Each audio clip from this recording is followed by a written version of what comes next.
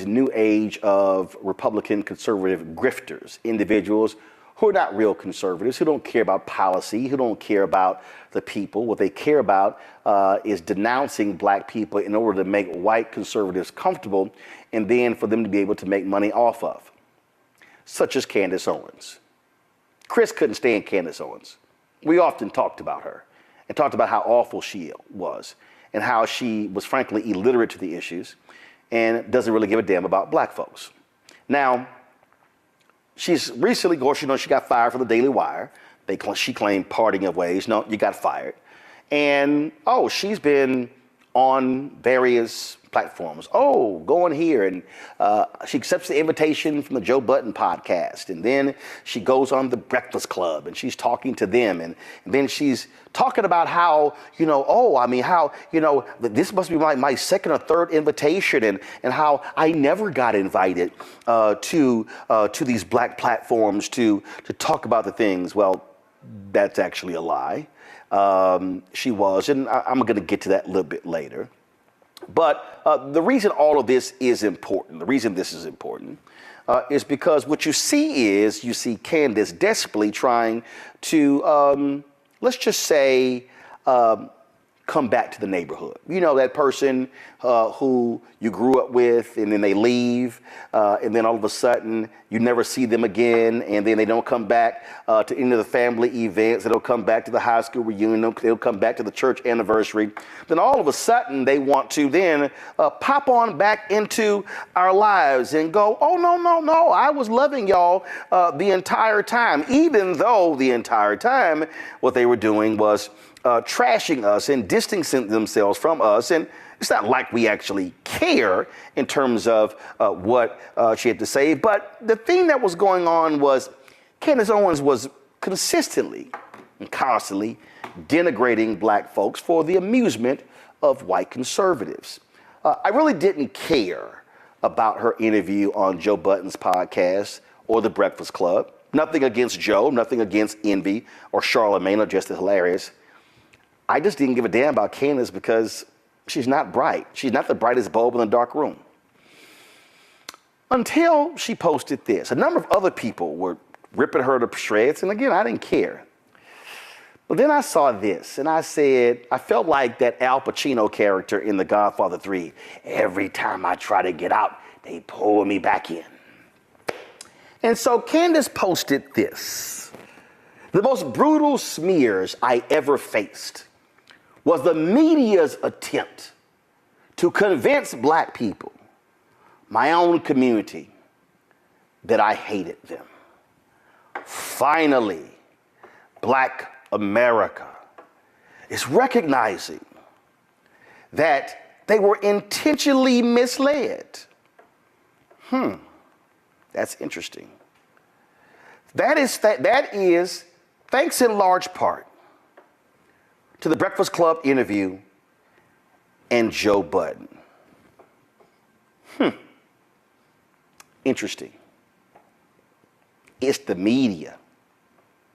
It's the media. They're the ones who did that. That wasn't me. That was the media. You know what? I heard that media thing before. Y'all remember this? It ain't us, it's the media. It ain't us, it's the media. See, it's that part right there. It's the media. It's the media. That was Candace Owens, the media. The media did all of that. The media was saying that I didn't like black people. It's the media's fault that I was being portrayed this way. And now if I could just go talk to black media, black targeted media and black owned media, and then now people can have a whole different view. And some Negroes out there, I've seen some of the comments like, oh my God, I mean, you know, I kind of agree with her. And, you know, now I got a different view of her. It was the media, okay? So Candace, was this the media when you appeared before Congress and talked about white nationalism? I said that in my opening, and I will say it again, you know that white supremacy and white nationalism is ranks nowhere near the top of the issues that are facing Black America. And the reason that you are bringing them up in this room is because it is attempt to make the election all about race as the Democrats Not in do. my case, Ms. Please Owens. don't cut I'm me sorry. off. Please do not characterize my motive. Mr. Chairman, it's my time. Yeah, it's my time. You've got your time, Mr. Menendez. I'll give you 3 more seconds.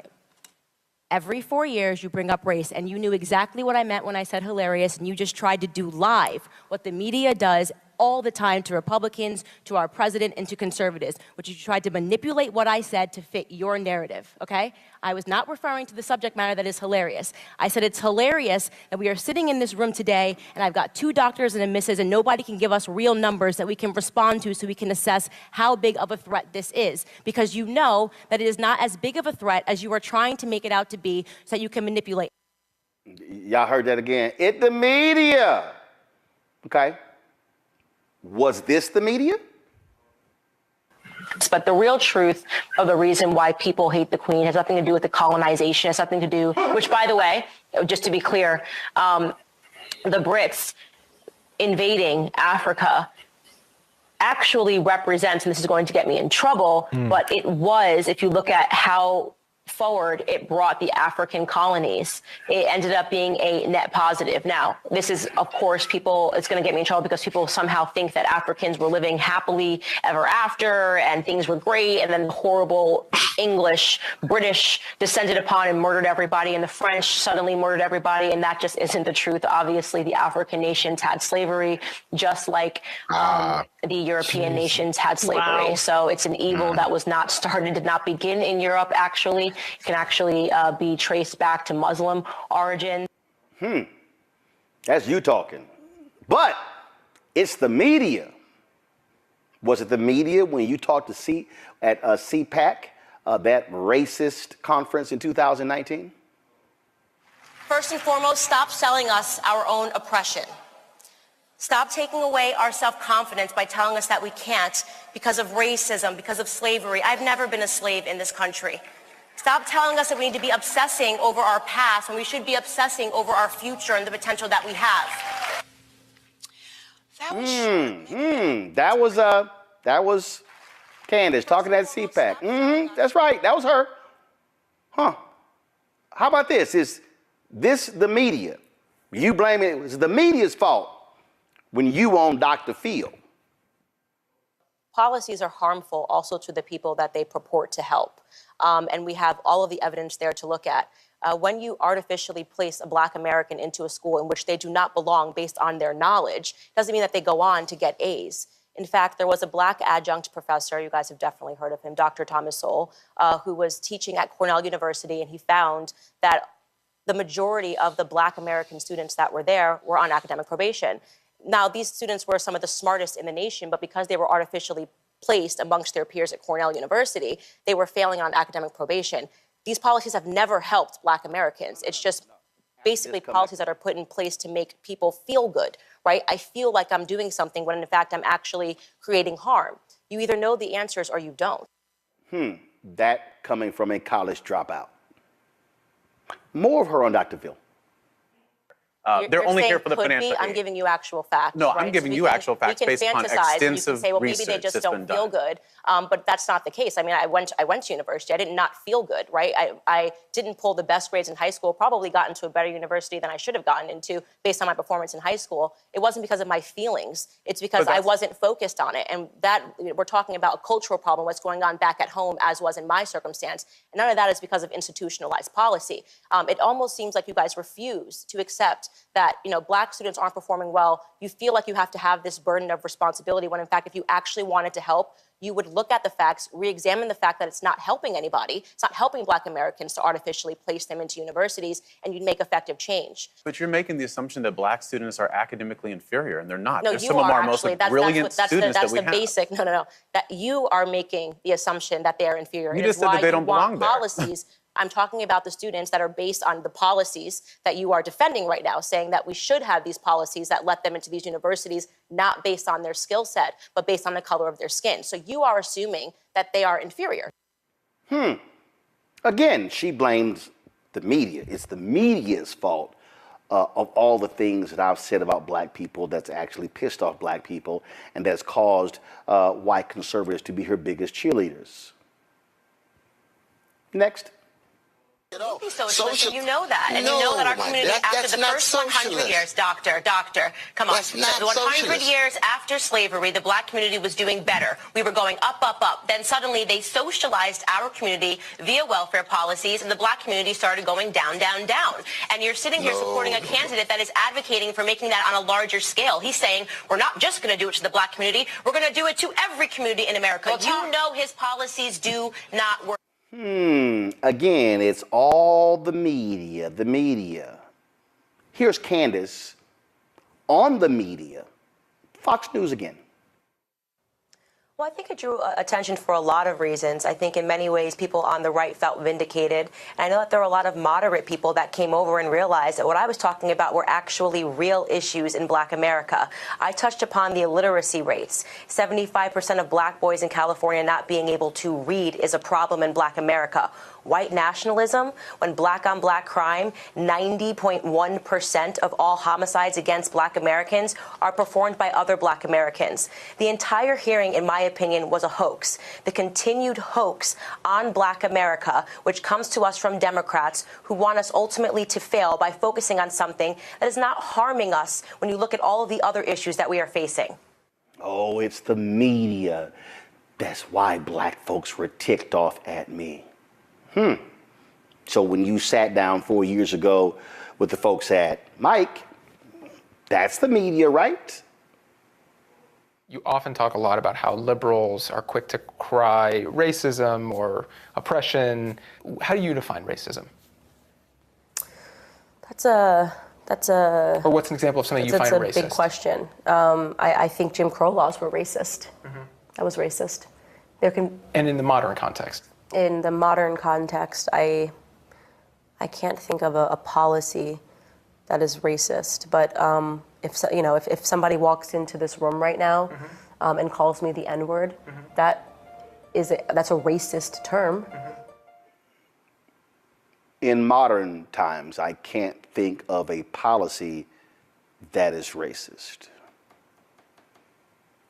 You mean like when you sued your school and you called upon the NAACP to help you and you got a settlement from your discrimination suit? Is that modern enough? Please continue. You pride yourself on being a free thinker. Correct. What's an area where you break from or differ from President Trump? Where are you a free thinker as it pertains to his agenda? There are tons of things that I've disagreed with President Trump on. I thought that he responded too quickly to Syria. What are some others? You can give me some policies and I can tell you. Anything yes or no. specifically on the areas that you speak Black a lot America, about, which no. is about race, about black Americans, No. about social policy, No, social issues? I'm fully on board with him, and that's why I go around and I speak positively about him. And I want people to understand that we should be trying something different, and Trump is offering something different. I'm fully on board with everything Donald Trump has said or done about black people, including Charlottesville,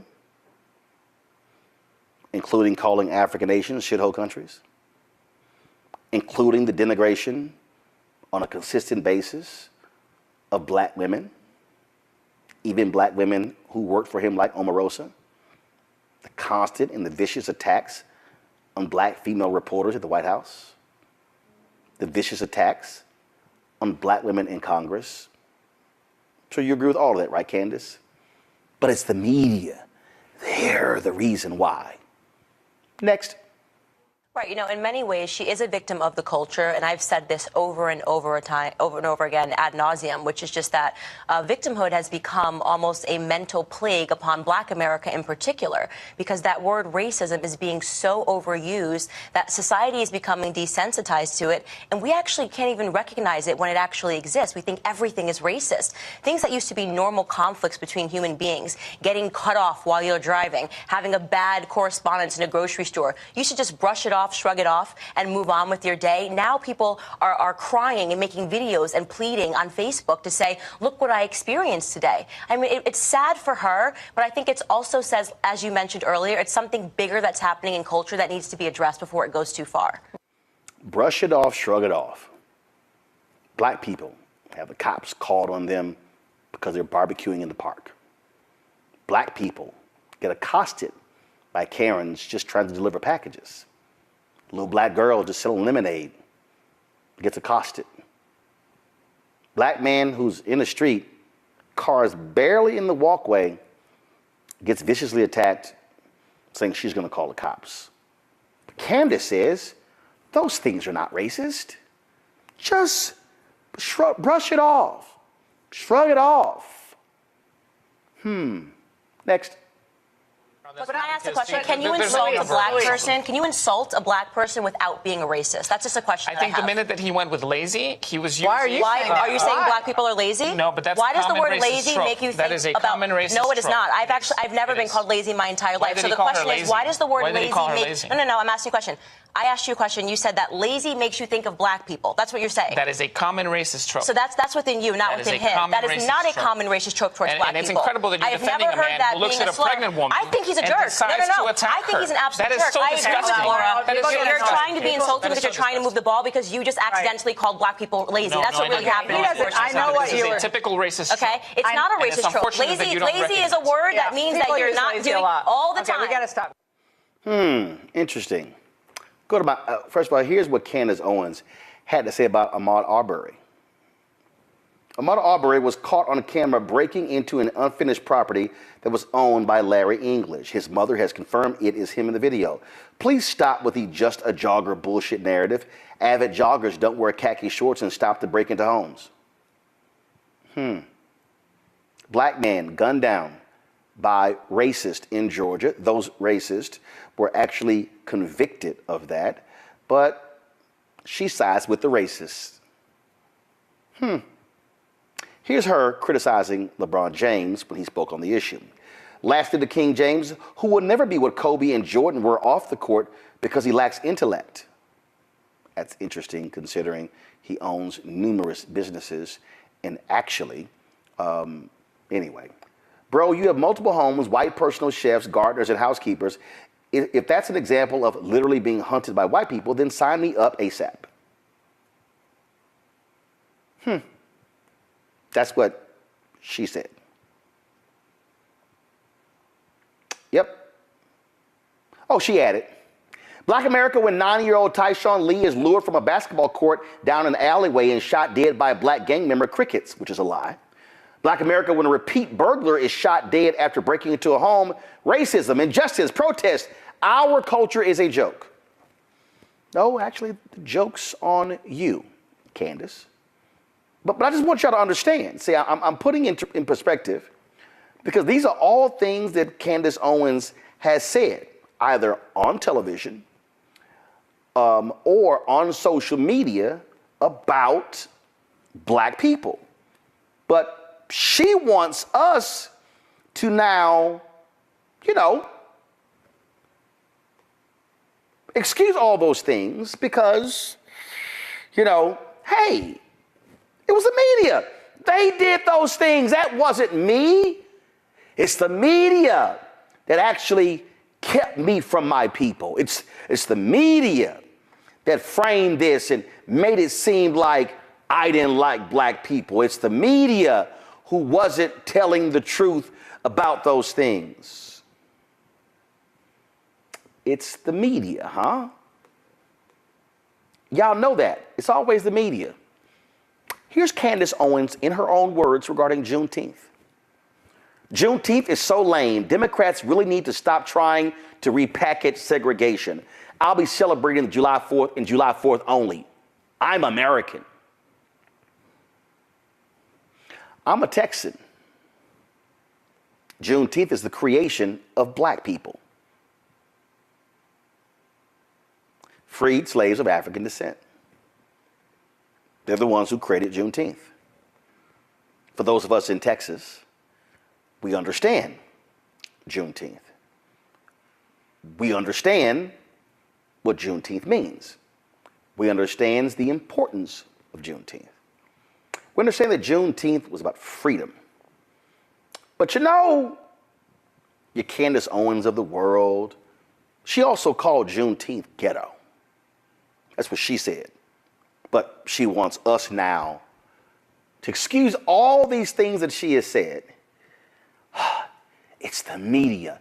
It's their fault why my black people, my dear beloved black community doesn't like me because it's the media. Check this out right here, y'all. One more video. Come on.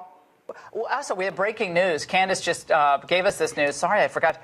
You were blocked tonight. Speaking of, maybe AOC thought you disrespected her. You disrespected AOC? Yes, I got How do you blocked. dare do that? You it's can't really do sad. that. Yes, I mean, I called her an intellectual coward because she says a lot of things and she throws a lot of insults, and yet she will not debate anybody. She doesn't want to debate people on the opposite side of the aisle. And I think that if you actually believe what you believe, you would be happy to sit down and have a discussion and a dialogue with somebody to get to the core of whose ideas are better. And I don't believe that she believes anything that she says beyond getting clicks and getting retweets. I believe she believes. I disagree. I think she believes. I don't, because why not just show up and have a debate? Well, maybe why she's not not. debate someone? I find that last one right there to be very interesting, because she said, why not show the debate? Now, she was expressing her viewpoints because AOC blocked her, and she was, how dare she? Why not debate? Why block somebody who disagrees with you? I find that to be really interesting. Really interesting. Guess who has blocked me on Twitter? Candace Owens. So you're complaining about AOC blocking you, and you're saying, oh, why not have a debate? And why run from it? But that's what you do. Well, let me tell y'all something that went down. 2018, they had the little Blexit conference. And so they were meeting. And so we decided to say, you know what? We're going to attend your conference. Here's the email. Media instructions for the Young Black Leadership Summit 2018. I'm on the email, my then booker, Jackie. And so we get the email from them with the directions about going to the summit. We applied for media credentials. We did. You didn't think we did? Check this out, y'all. Andrew Colvett, in the Turning Point USA, love this. Dear members of the media, on behalf of Turning Point USA, I want to thank you all for applying for a press pass to cover the inaugural Young Black Leadership Summit 2018, hosted by TP USA Director of Communications, Candace Owens, Director of Urban Engagement, Brandon Tatum, and Founder and Executive Director, Charlie Kirk. While we have communicated with most of you directly, if you're receiving this email, you have been approved to receive a press pass to cover the entirety of the event. We're looking forward to an amazing summit and are happy for all to be a part of it. You can pick up your media badge tonight, starting at 6 p.m. at the Hyatt Regency Washington in front of Columbia Ballroom, AB. We were like, wow, interesting. You see the schedule here. Donald Trump, he was going to speak, and had the media check in, and they had all this sort of stuff. Special event. They had the White House, and this is how you can register, and all this sort of stuff, and explaining to us the schedule and where things were taking place. And you see the guy, Andrew Colvett, Vice President of Strategic Communications. Oh, my goodness. But then we got this email. Oh, I have to apologize. This email was sent to you in error. Unfortunately, your outlet's press pass request is not approved for this event. I apologize for the mistake. Completely my fault, best Andrew. Andrew, wasn't your fault. The reality is Candace Owens and Charlie Kirk had the press pass canceled. They didn't want us to be there. But see, they couldn't control that White House event, you know, the one they were touting, the one taking place at the White House on October 26, 2018. Guess what happened, y'all? Roe showed up. And so here's what happened outside. Outside, after they had the events inside and I was jousting with a whole bunch of the black folks, I was debating like 10 at one time. It was like talking to children. It was very easy. So we go outside and Candace is out there and she's got on this gray flannel outfit and coat hanging off her shoulders like she's Melania. And she's speaking on a bullhorn. And so I'm standing up to the side and I'm just watching this whole spectacle, y'all. And then all of a sudden she comes to do an interview. So she's probably about 15, 20 feet from me. And when she finishes the interview, y'all, she turns around and she sees me. And this is what happens. She was talking, then she goes. Her eyes narrow and she's like burning. And she goes, "What are you doing here?" I said, "Really?"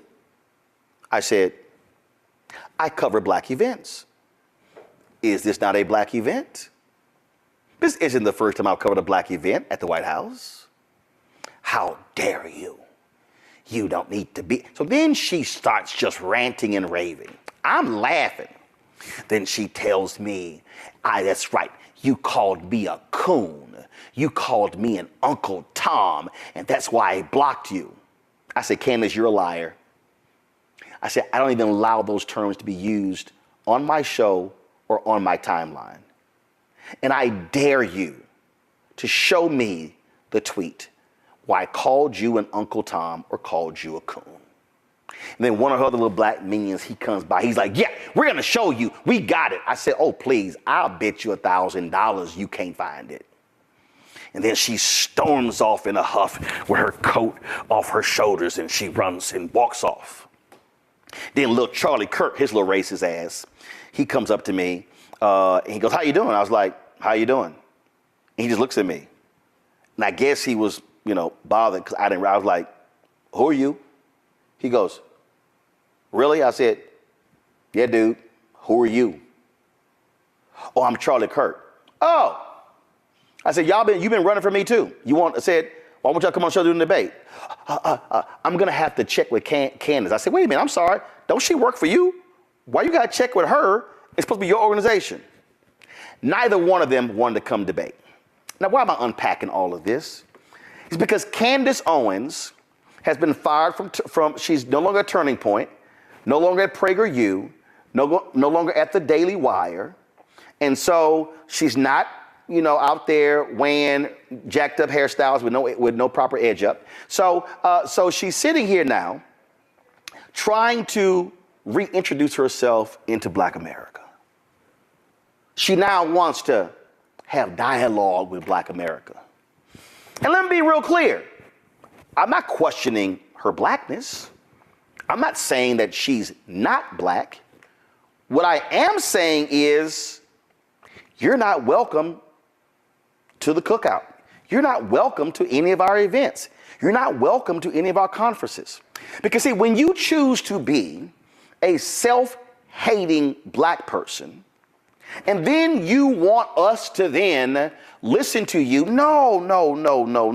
That's not how these things work.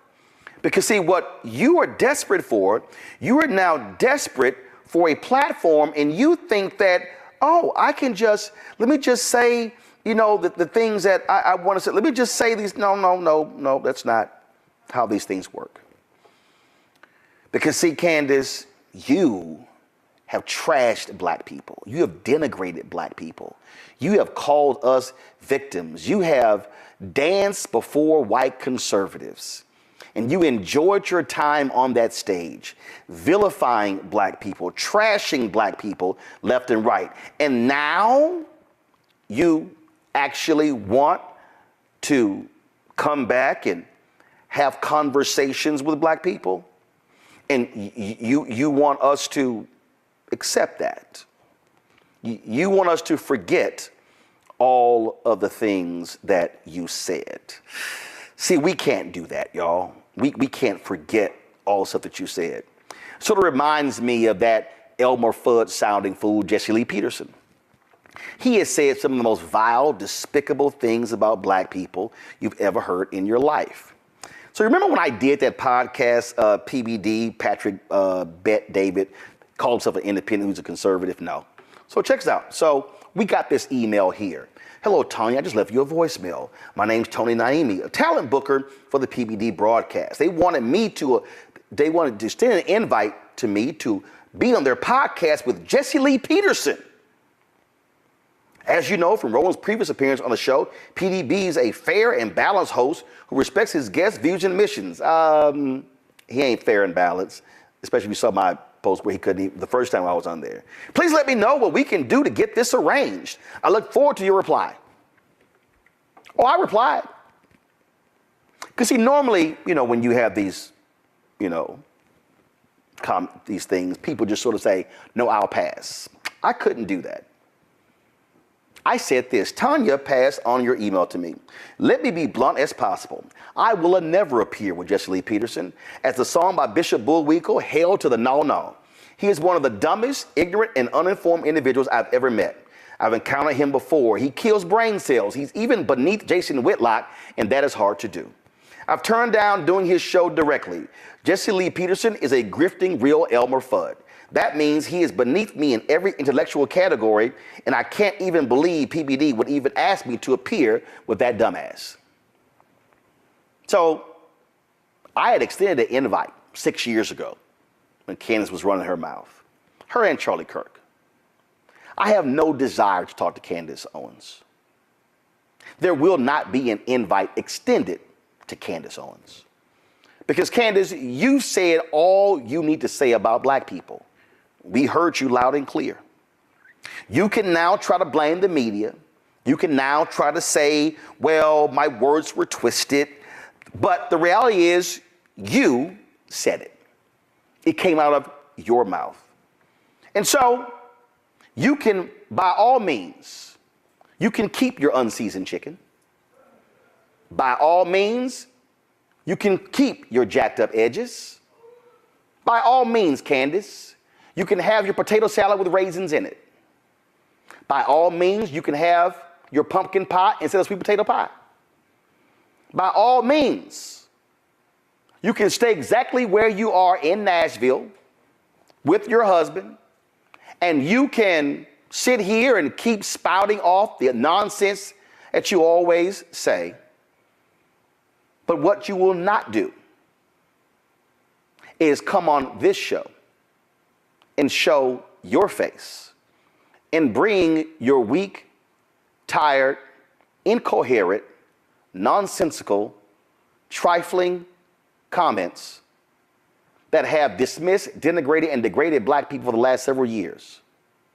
I hope you made a lot of money doing what you did. I hope that the show that you were engaged in was quite successful for you. But what will not happen is if you're going to come on here and use this show and use this audience as an effort to rehabilitate your trash image. Run along, Candace. You made it clear you didn't care for black people. You made it clear who you were comfortable with. So by all means, stay with them, because we have absolutely no use for you in our pursuit to end inequality and to fight for justice and for righteousness when it comes to people of African descent in this country. All skin folk ain't kinfolk, and you absolutely will be rejected at any cookout. Rebecca, you get to go first. I mean, Roland, you said it all. And here's the thing. The issue is, I don't care if white media told me to hate Candace, whatever. But the issue is, like you said, is that Candace hates herself. And that's my problem with Candace Owens. It's because she hated herself so much, she happily decided to be a minstrel. And when I think about back to the 19th century, what actual minstrel shows were, it was white people showing up in blackface to make fun of Black people to white audiences. So the level of self-hate to be a Black person, to volunteer to show up as a minstrel to white audiences, to make fun of Black community, and then now to try to come back into community, you know, that's a deep psychological issue, and that makes her unsafe to Black America. And I think that's what many people don't understand when we say she is dangerous to Black America. She is not safe. She has demonstrated that she will sell us out, and we don't need any more sellouts. We need people to step in and continue to build our communities, not show up to hostile environments that don't like our communities and stand with them to make fun of us in the situations that we're in. And she's right, we're not victims, but what's unfortunate is that Candace is a victim of her own making. There's a lot of people who think that what she says is very witty and she has a point, but something that I want to remind our audience is it's simply being a contrarian does not equal intellectualism. Just because you say something counter to someone else doesn't make you right, doesn't make what you're saying factual. In fact, Candace argues and debates like a child. A child uses straw man tactics. For example, if you tell your child, hey, it's time to go to bed, and your child turns around and says, I hate you. That's what a child does. And that's what Candace does. She's a one-trick pony when she's actually trying to debate issues because she does not have the intellectual depth. She does not have the historical knowledge. She does not have the fortitude to actually have real conversations about issues concerning and of the Black community in this country. Instead, she employs straw man tactics where she sets up a false or exaggerated argument, and then she tries to counter the false or exaggerated argument that she sets up. So she is not even honest when she's having debates. When you look at her constant framing, like that Fox News clip where she tried to tell that brother there, like, oh no, you tried to call Black people lazy. I have never been called lazy, when all of us know that the lazy trope has been a target towards Black folks by racist white people in this country by saying that we are lazy. We all know the historical context of that. So for her to set up that straw man argument to try to reframe and say, oh no, well, you're the racist because you're calling Black people lazy because you're saying Black people are lazy. That's what you believe. That is a bunch of BS. That should be beneath Candace, but it's not, because she is a minstrel. She doesn't even require the paint on her face to actually do real blackface. And so one thing she needs to understand is that the very racists who put her on different platforms and wanted her to use her as a tool of anti-Blackness, they're tired of her. They are dismissing her because she is no longer of value to them. And that is a very cold place to be in, Candace. And you know what? I don't feel for you. I actually have empathy for you because the level of hatred of yourself that allowed you to sink that low.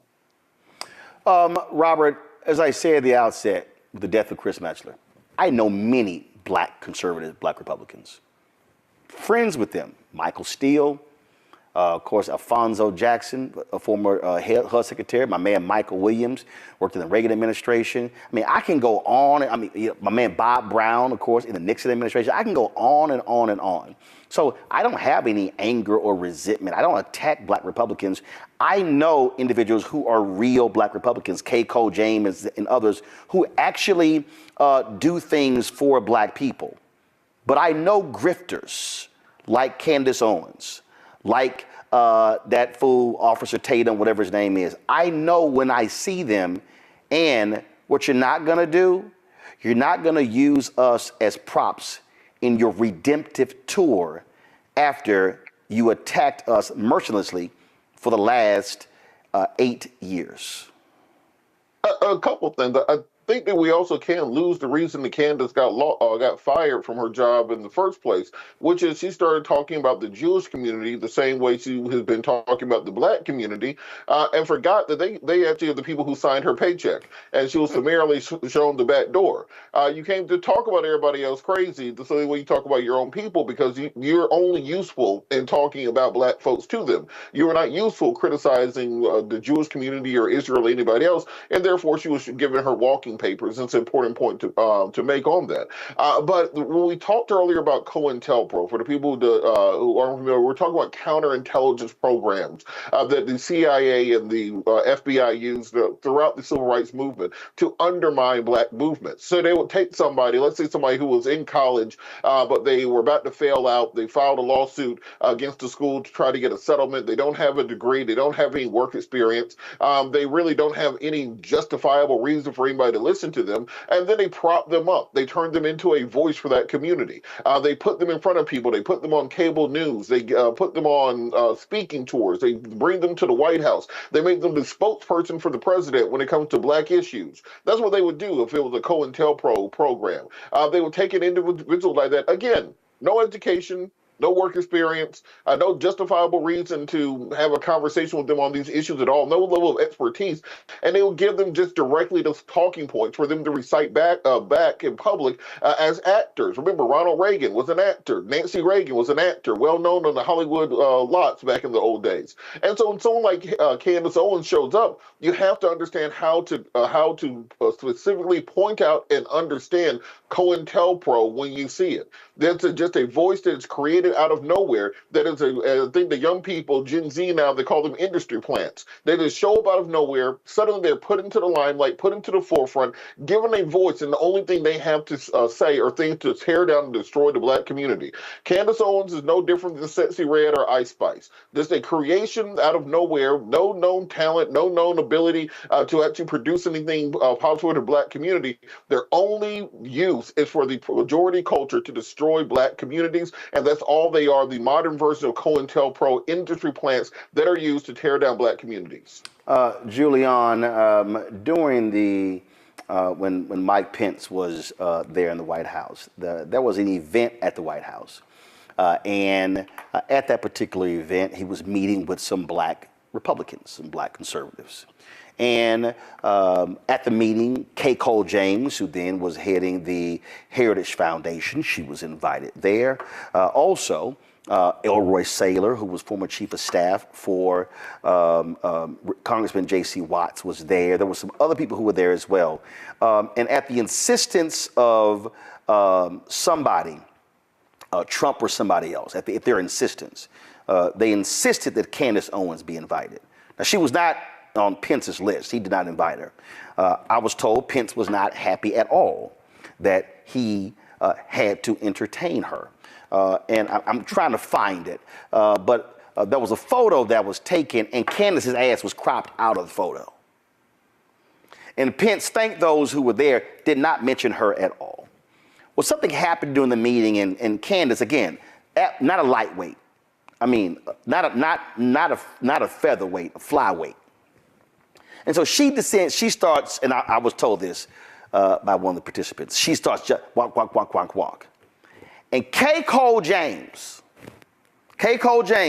who is well known in black conservative circles, Kay Cole James, again, who was the first black leader of the Heritage Foundation, Kay Cole James, and if any of y'all want to see, I actually did an interview. So again, this is a perfect example when people say that I don't talk to black conservatives. Actually, I do. I sat down, did an interview with Kay Cole James in her office, and we talked about her leadership there. And so what was interesting is Candace begins her little, her little line trying to diss black people. And all of a sudden, the auntie in Kay Cole James comes out, Julian, in the meeting. The auntie comes out in the meeting. And I was told, she said, little girl, you don't know what you're talking about. And then began to scold her. And then began to teach her. Began to break her down about the subject matter at hand and thoroughly embarrassed her in front of the Vice President of the United States. She had to teach her a little lesson. Because see, even the black conservatives knew, look, girl, you ain't got no business being in this room because you have no credentials, no resume, no experience, no knowledge, no depth. Because truth is, Candace Owens is as deep as mustard on a hot dog. Julian. Well, you know, you have impeccably laid out your case with the clips. Rebecca has impeccably talked about the minstrelsy that is part of what this woman's DNA is. I just frankly, Roland, loving you in this program as I do, wonder why we would waste so much time on such a nitwit. Because that's what she is. She's a nitwit. She's a lightweight. She has no credentials, and she's a liar. I mean, beyond all that, she is a liar. I mean, we could completely debunk her if she's trying to have some comeback tour, but I don't know where she could come back to. Look at that. I mean, seriously, look at that. First of all, comb your hair before you go on television. You know, that's number one, part of the Black girl code. But it's more than that. I mean, she looks bad, but she talks bad. The particular clip that I was most incensed by is when she said we have made more progress after slavery than we have now.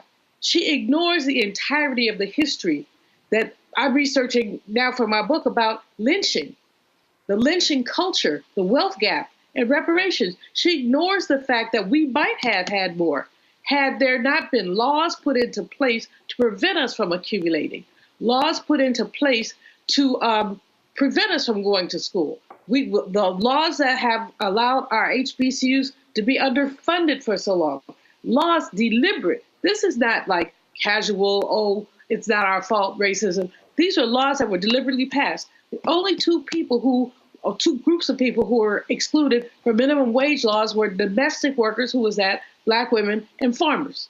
Domestic workers excluded, which meant that white women could give you whatever as your pay. Take some food home, why don't you? Here's some old clothes. Ignoring all of that humiliating history, not to mention the economic lynchings that took place. When we accumulated, many were lynched. I think of the story of Isidore Duncan, wealthy Black man in Arkansas, had money in his pocket to go pay his workers. He was so wealthy, he had sharecroppers. They found his body chained to a tree and lit on fire. Found him 3 days later. And there's stories like this, you hear me all the time. I can tell these stories. Ida B. Wells' 3 friends started 4 to compete with a white man. They were lynched. Economic lynching. This girl has no knowledge. She dropped out of college, but one would think she dropped out of high school, which, by the way, she earned $37,000 for suing her high school district because she received racist phone calls. But there's no racism, girl. Please. Well, what do they say? Bye, Felicia, something like that? And that just disappeared. Candace, the friendly ghost, go away. So again, if any others out there, y'all in Black-owned, Black-targeted media, y'all gonna have all the conversations you want. But she will not be darkening this doorway and walking into this Black-owned media studio, because I don't have time to talk to flyweights. Fanbase is pioneering a new era of social media and investment. This next generation social app has already raised $10 million and has just opened a new round to invest. For details on how to invest, visit startengine.com/fanbase or scan the QR code.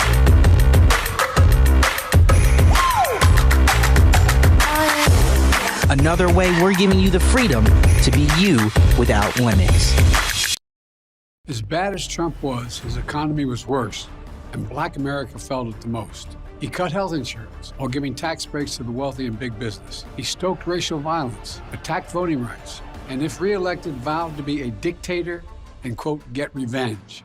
We can't go back. As president, I put money in pockets, creating millions of new jobs, and capped the cost of insulin at $35 a month. There's a lot more to do, but we can do it together. I'm Joe Biden, and I approve this.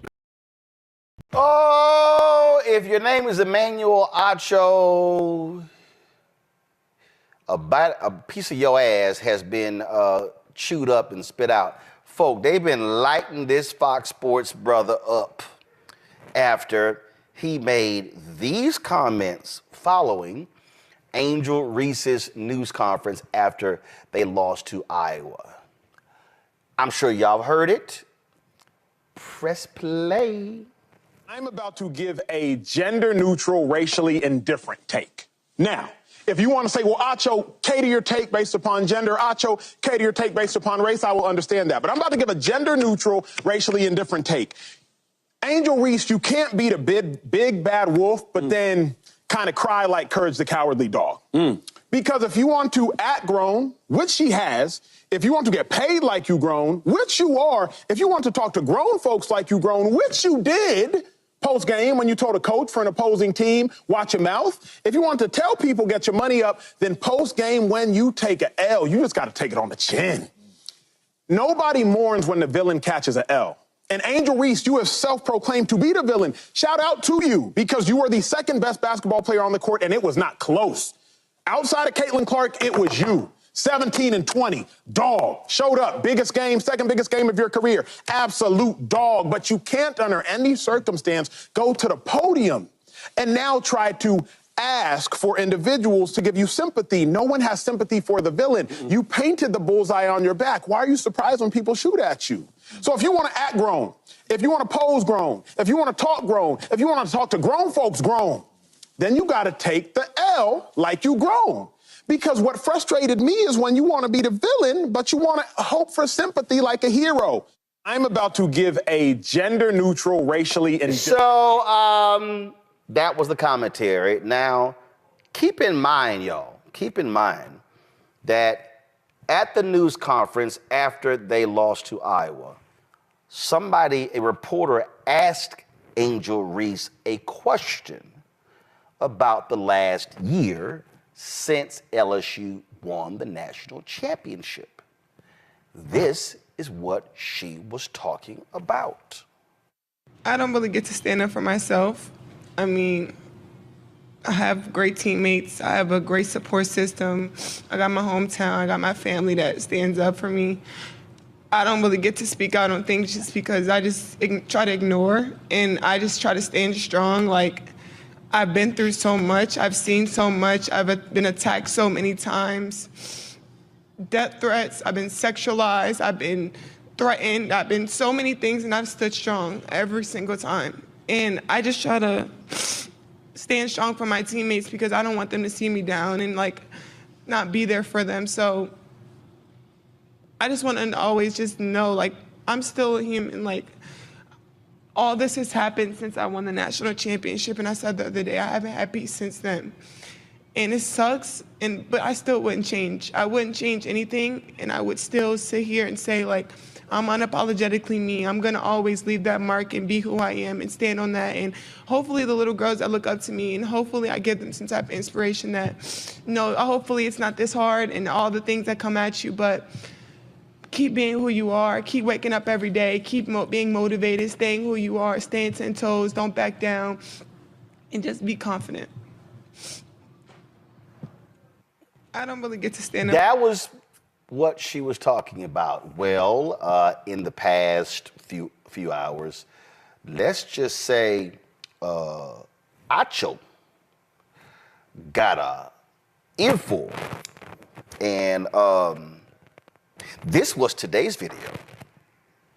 I just want to say a quick thank you to everyone who has respectfully reprimanded me and offered brilliant opinions on the Angel Reese conversation. I do not believe there is any one way to think about things, but thank you to the Ryan Clarks, the Essence Atkinses, the Bozema St. John's, the Trellas, the different individuals who is publicly and privately just giving me good wisdom, good feedback, good discernment. I understand. I think life is all about understanding. And so I just want to applaud those publicly, you watching, and those privately who have respectfully, the operative word there being respectfully, who have respectfully reprimanded me. Matt Barnes, incredibly wise words. So I thank all of you all for that. I do not stand on a hill saying that I am right and you are wrong. I simply stand on a place saying, hey, this is what I believe. What do you believe?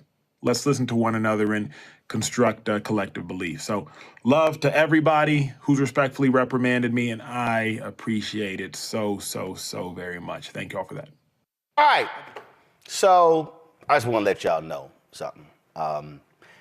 Roland is not a body language expert, but y'all can go ahead and show it. Let me explain something to you. Come on, show it. When you're talking and you're rubbing your neck, y'all need to give me a 2-shot. Y'all need to put a 2-shot.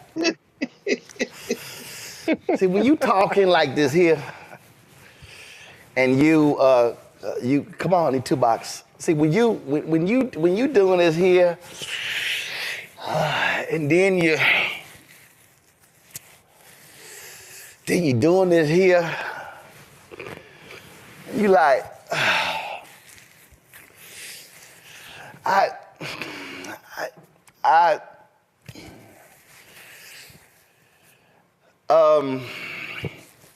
appreciate y'all calling me. I appreciate y'all getting in my ass privately.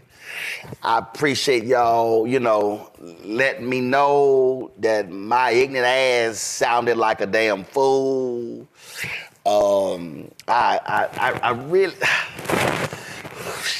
Respectfully. Is it warm in here? Am I the only one? Is it? That's really what you just saw right there. For everybody watching right now, let me go ahead and give the cussing disclaimer that's about to ensue, because I saw Reese earlier on Twitter. So, Lauren, I'm gonna go ahead and start with you. Let me go ahead and get, because you also text me like, Lauren was like, are we gonna deal with this tonight?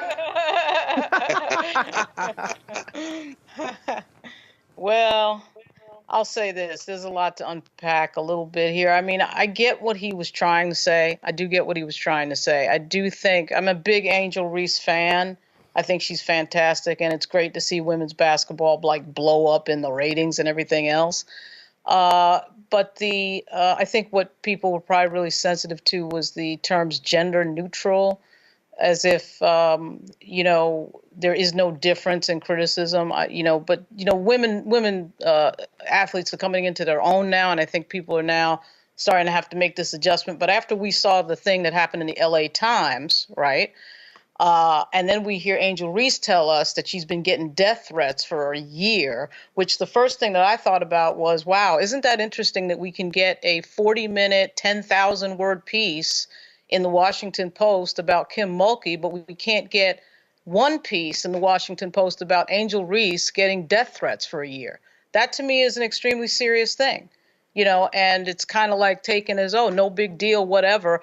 And, I think about that with a lot of folks that are in the news. Fannie Willis getting up on the stand telling everybody she's been getting death threats, and everybody acts like this is normal, business as usual. And it's not. It really isn't.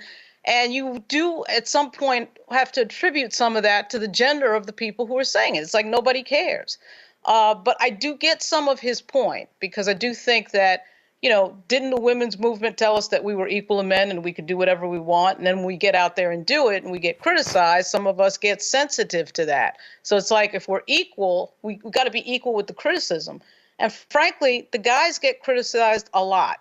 Cam Newton, I can remember, Deion Sanders, people who are Black, who are very assertive out there, particularly with sports. I think both men and women get criticized. I think it was just last week we saw a soccer player that plays for Brazil break down in tears because of the racism that he was dealing with. Right. And nobody talked about that. You didn't get the big outrage. You didn't get the big thing that you get. Here's where Acho screwed up. No, okay. Seriously. Where he screwed up is that he didn't understand context. What he did was he asserted that Angel Reese was crying because they lost. That's not what happened. She was literally asked a question. Also, let's factor this in, she announced a couple days later she was declaring for the WNBA. I can tell you, I remember having a conversation with someone on the bus coming back from our award ceremony in 1991 at the National Association of Black Journalists. And it was my last night as a national student representative. And I remember shedding tears. And I remember this sister was like, why are you emotional? Because what I did for 2 years and how much I invested and what it meant to me personally. So he screwed up by getting the context wrong. Well, Acho should have shut his mouth, though, the minute that he heard that she was getting death threats for a year. Let's stop on that one for a second. But that's my whole point. That's my point. Why was she getting checked after that and after what we saw with the LA Times? But that's my point. So shut his mouth on that. So he got nailed. He got nailed. Yeah, he got. I mean, look, it wasn't like she came in and was crying because they lost the game. But here's the deal: even if she cried after the loss, I've seen men cry after their last game. I've seen college players who go, "There's no tomorrow." I've seen guys cry on the court. You'll see them, they'll lift the jersey of their eyes because in that moment, they know that it's over. And they may not be going to the NBA. And even if they go to the NBA, it doesn't matter. We saw the other night, Steph Curry have on-court emotion when Draymond Green got kicked out of a game in the first 4 minutes. And here's the Golden State Warriors fighting for they're literally in the number 10 slot, one game ahead of my Houston Rockets. In fact, they're playing right now. I just got the alert. And so Steph is sitting here going, dude, what are you doing? I'm 35 years old. I don't know how much longer I play. And Steph was emotional, and where he kicked the chair and he put the jersey over his face. So, okay, the villain. So all of that, See, that's why he sounded like a damn idiot. That villain thing, he sounded like a damn idiot on that villain thing because that's exactly what the dude at the LA Times did. I don't know why he wasn't paying any attention to that. But just to wrap it, I do think the point that he was trying to make about the gender neutral criticism is that he's trying to say that the lady players should get criticized just like the men do, or that if you're going to get out there and sort of be like the person who's always sort of asserting themselves in a certain way, you can expect some criticism. I think that's what he was trying to do. I don't know okay, here's the deal. I don't know what the hell he was trying to do because before I go to Reese, I don't know what the hell he was trying to say here when he was on Van Lathan's podcast and he actually said this. When white people say, well, racism doesn't exist, I know why they say that because I've been in them rooms when they saying that. When I kick it with black people and they're like, all white people are racist. I know why you're saying that. All the while, I have the privilege and luxury of not having generational trauma because my parents were born in Nigeria. So, man, my method is removing some of the sting because I don't have that sting and trying to deliver a message in a manner that people can receive it. Okay. Let me tell you why what you just said offends me. Okay. All right. You saying that you don't have generational trauma and you didn't mean it this way, but the reason, and it's, I have to name it, you saying that you don't have any generational trauma in some way meaning, or that in some way meaning that your delivery method to white people is going to be either more effective or more sanitized is, to me, dangerous. And let me tell you why. Everybody that you just named and what you're talking about does what they do in different ways. I don't think that any of the things that they do are necessarily harmful. But what I could say is a black man, a prominent one, acting as an emotional butler for white people and serving them the most milquetoast, unspicy, unseasoned brand of racial discourse and accountability possible could definitely be harmful. Like, we're fighting for our lives. And to me, having a conversation like that at that particular time, it's not that it's a different method. Everybody has a different method. Is that it's the wrong method, is that it gives cover for... Reese. Wow. Is it my turn? Yes. You know, I have to say, I thoroughly enjoyed, and somebody tagged me on that apology video, his emphasis on respectful and respectfully reprimanding him. And I have to say, fuck your respectful, because I think that it is arrogant and ridiculous to expect, and this is a very normalized thing, that people expect deference to their feelings when they just shitted on a black woman unprovoked. Okay, here you have a young black woman who has been subjected to death threats, who had AI porn. Okay, that's what she meant when she said sexualized, because they made fake porn of her through AI, and she had to defend that, and has been called a slave and all kind of racist insults. I mean, hell, let's throw Dr. Jill Biden in there. She was going to invite the losing team because she liked, you know, Caitlin Clark and Angel Reese taunted her a little bit. Yeah, last year. That was last year. But I'm saying you've had a person who is literally tearfully pleading for her humanity. That was not a sports conversation. That was a human being talking about her humanity and just asking for people to treat her like a human being. And he missed all of that shit because he saw a chance to dunk on, punch down, and shit on a black woman who lost. A black woman who came to prominence because she was a champion, because of her style, because of her confidence, because of her bravado. And here's the first time where you get to say, aha, bitch, and you took it. And you tried to play the whole gender neutral and racially indifferent thing when that's bullshit, because that's exactly why people have the hot takes that they do.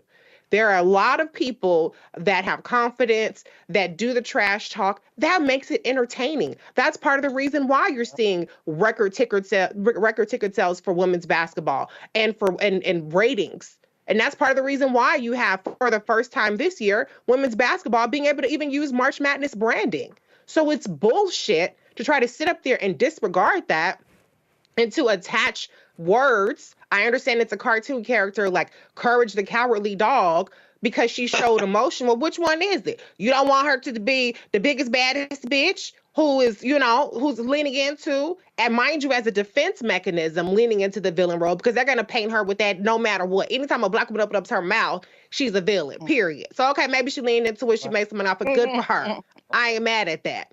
But that has nothing to do on court with what she was talking about in that interview. You don't hear Angel Reese out there, you know, failing drug tests, fucking with people or anything like that.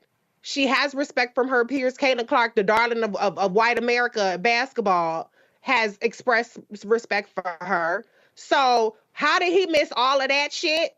How did he miss the moment? How did he miss the message? It's because it was a black woman who had the audacity to be confident, who had the audacity to affirm her own confidence and encourage other girls, not even specifically black girls, but other girls who look up to her, to maintain their steadfastness in being confident. And so I applaud her. That's not cowardly. That's actually courageous. And you can be a champion and you win some and you lose some. But at the end of the day, we need to move forward with humanity. So I was one of those people that disrespectfully reprimanded him. And I will rhetorically stomp a hole in your ass every time people feel comfortable coming for and shitting on black women for doing nothing more than having the audacity to be unapologetically confident and excellent, period. I have a feeling where Greg is going to go, but I'm going to hold this. No, you should say it. You should say it. No. I got something queued up, but I have a feeling Greg is going to go there instead. But Greg, go right ahead. I don't know. I mean, look, everybody. This is why we have to have the Black Star Network. We can't have this conversation in white spaces. Brother Samuel Acho, Igbo brother, ask your mama and daddy about generational trauma. There's a little thing called the Biafran War in Nigeria. Ask your people, the Igbo people, because clearly you didn't learn it at home, and you damn sure didn't learn it at the University of Texas, Austin. That's probably why DEI is important. You should have took a Black Studies class there, or an African Studies class. You know, Toyin Falola is the University of Texas, Austin. He's Igbo, man. Maybe you should ask your people about generational conflict when it comes to difference, because sometimes it can be black on black. Don't get me started on that. So we can kind of put him to the side. But the reason, you know, the man, he rubbing his neck and stuff, he don't want to lose his job because everybody's come for him. And I think that this is the issue. This is the issue. Now, I've been a fan of the women's game since, you know, my girlfriend was a forward at Tennessee State for the Tiger Gems, which is part of the problem. You know, HBCU women's teams used to have their own identities. They weren't lady anything. Now these Negroes have forgotten their history. Now they're the lady Tiger is the lady whatever. No. Tiger Bells, Tiger Gems, Tiger Sharks. And that speaks to the point. I've never been a fan of slave master politics and plantation athletics. You know, I'm from Tennessee. I was in New Orleans over the weekend for the National Association of Black Social Workers.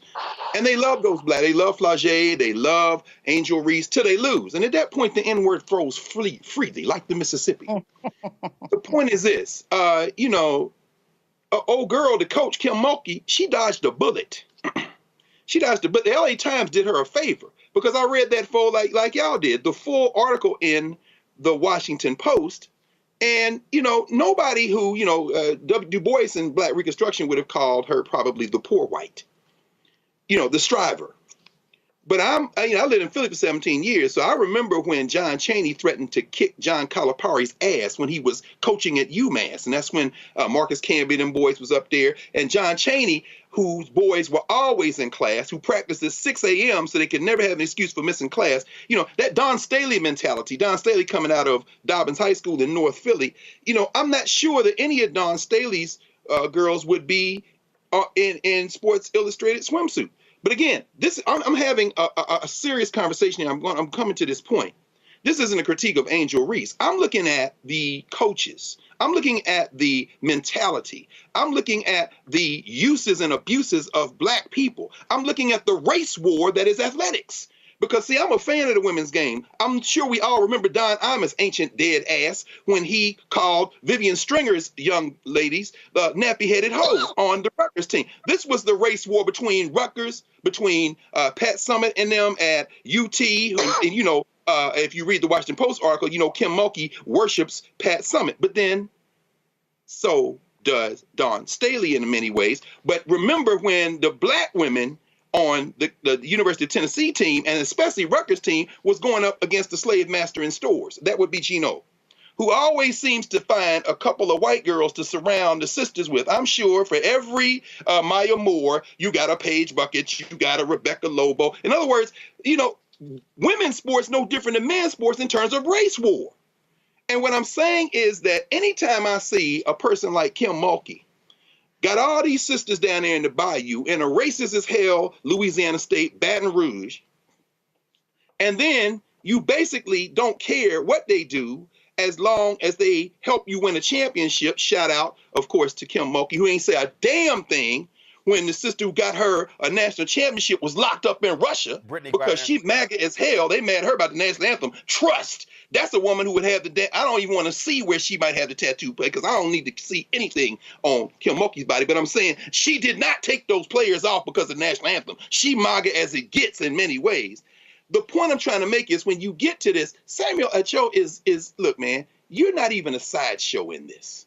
You're not even a sideshow in this. What you have is young people. And, you know, I got all the room in the world for young people. But you got young people in a space where these coaches in a plantation system, if they're not black women coaching them, and I'm very serious about this, they will engender this sense of anything goes that will have a sister from West Baltimore trash talking the white girl, because that's what she would do. And we all love it until it goes sideways. Were those tears because of the abuse? Absolutely. And you're right. She should, look, the minute you hear death threat, all bets are off. At the same time, of course, you are crying in part because you lost, because there's all this emotion there, because you want to beat these white girls. and you want to keep going. But you know what?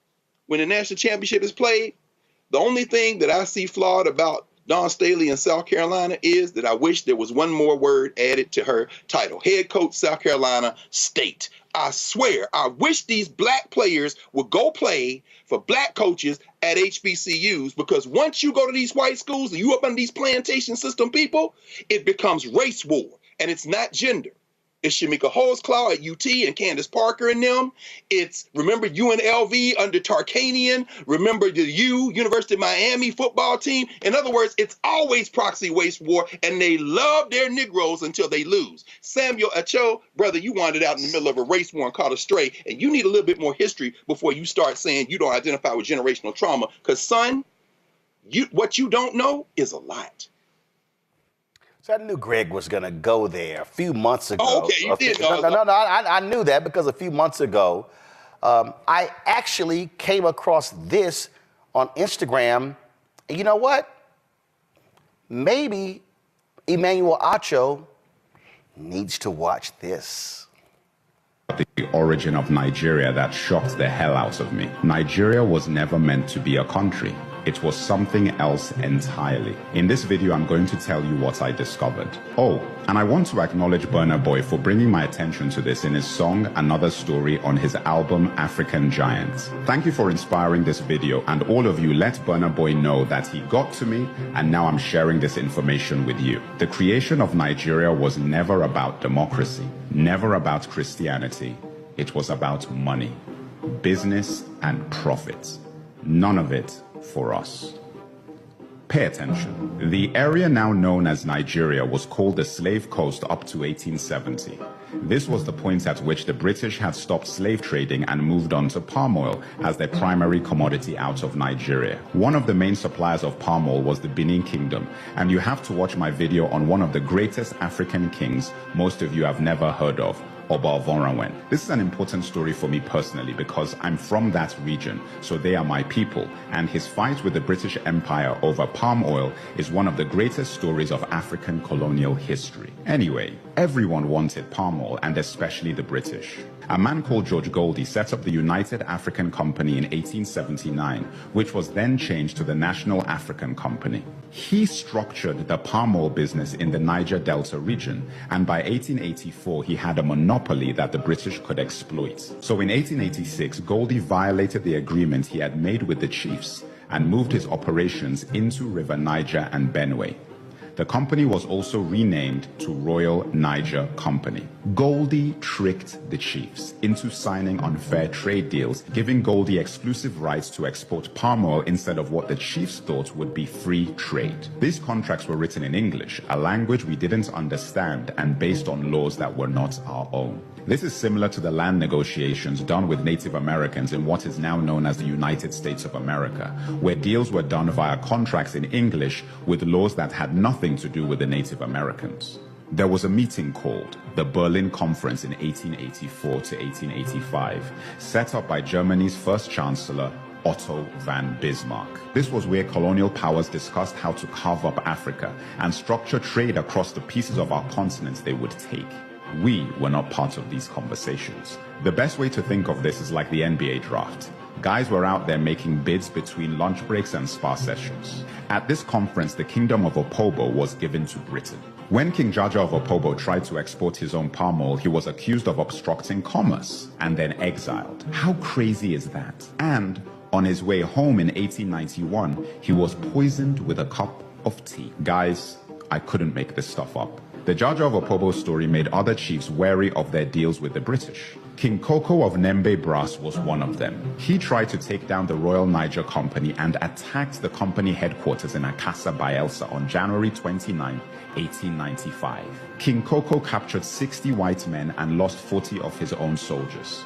He used the 60 hostages to demand he be allowed free trade, the agreement he believed he had with the British company. They refused, and he killed 40 of his hostages. The British Royal Navy retaliated by leveling the city of Brass completely on February 20th, 1895. King Koko went into exile, and the British not only took control of the palm oil he once had, but also fined the people of his kingdom £500, as well as confiscating their weapons. Tragically, King Koko committed suicide in exile in 1898, after being branded an outlaw by the British company that had taken his kingdom, palm oil, and reputation. The Royal Niger Company sold its territory to the British government for £865,000 in the late 1800s. This territory was known as Nigeria. In 1914, the Southern Protectorate and Northern Protectorate was combined by Lord Lugard, and like that, the Royal Niger Company was rebranded as a country which would gain independence on October 1st, 1960. And Lugard is a street in Nigeria that still exists today. The Royal Niger Company changed its name to the Niger Company Limited, and it was then acquired by Unilever. Unilever still operates in Nigeria to this day. And that, my brothers and sisters, is how Nigeria came to be.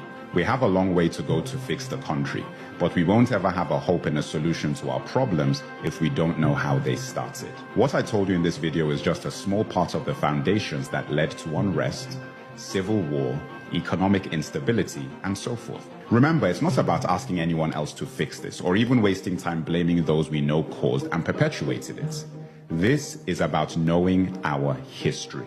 Nigeria was never a country we created. It was a company designed by colonizers for profit, and a lot of the infrastructure put in place for that siphoning of resources out of our land is still very much in place today.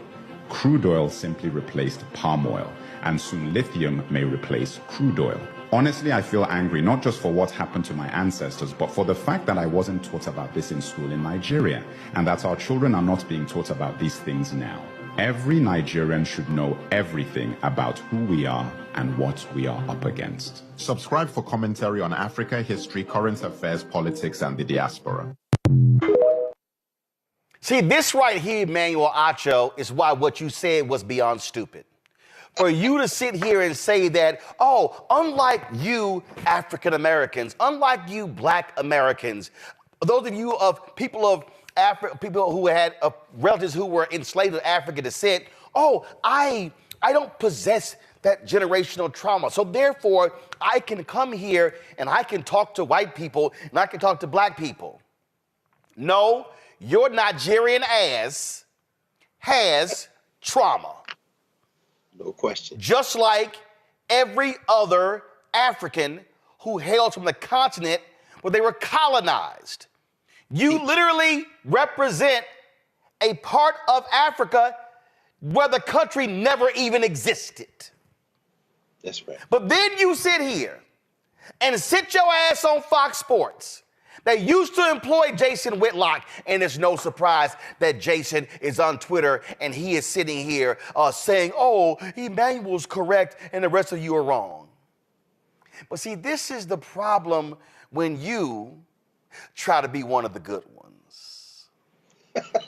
See, this is the problem, Emmanuel, when you think that you somehow are set apart from the rest of us. When the fact of the matter is, you got lots of trauma coming out of the continent, and in fact, your trauma still persists. When you've got kidnappings of girls in Nigeria, when you've got the United States, the reason we pay so much attention to Nigeria is because of your oil. But let's talk about the economics of the people in Nigeria. Look, I hope to visit one day. I'm told it's a beautiful country. I'm told that you have exhibitions of significant wealth of those Africans who have money, those Nigerians there. But please, Emmanuel, don't you dare. And I was trying not to, but no, I'm not gonna go ahead and cuss. I'm gonna go ahead and keep it. I'm just gonna, because I was about to cuss. But don't you dare release a video and talk about how I don't have the emotional trauma and how I can listen to white people and in the rooms what they say, and that I can go listen to Black people and what they say. Well, hell, Emmanuel, I've been in rooms where white folks said racism didn't exist. Hell, just the other day, some white woman on Twitter evoked Morgan Freeman when she said racism would stop if we just stopped talking about it. Really?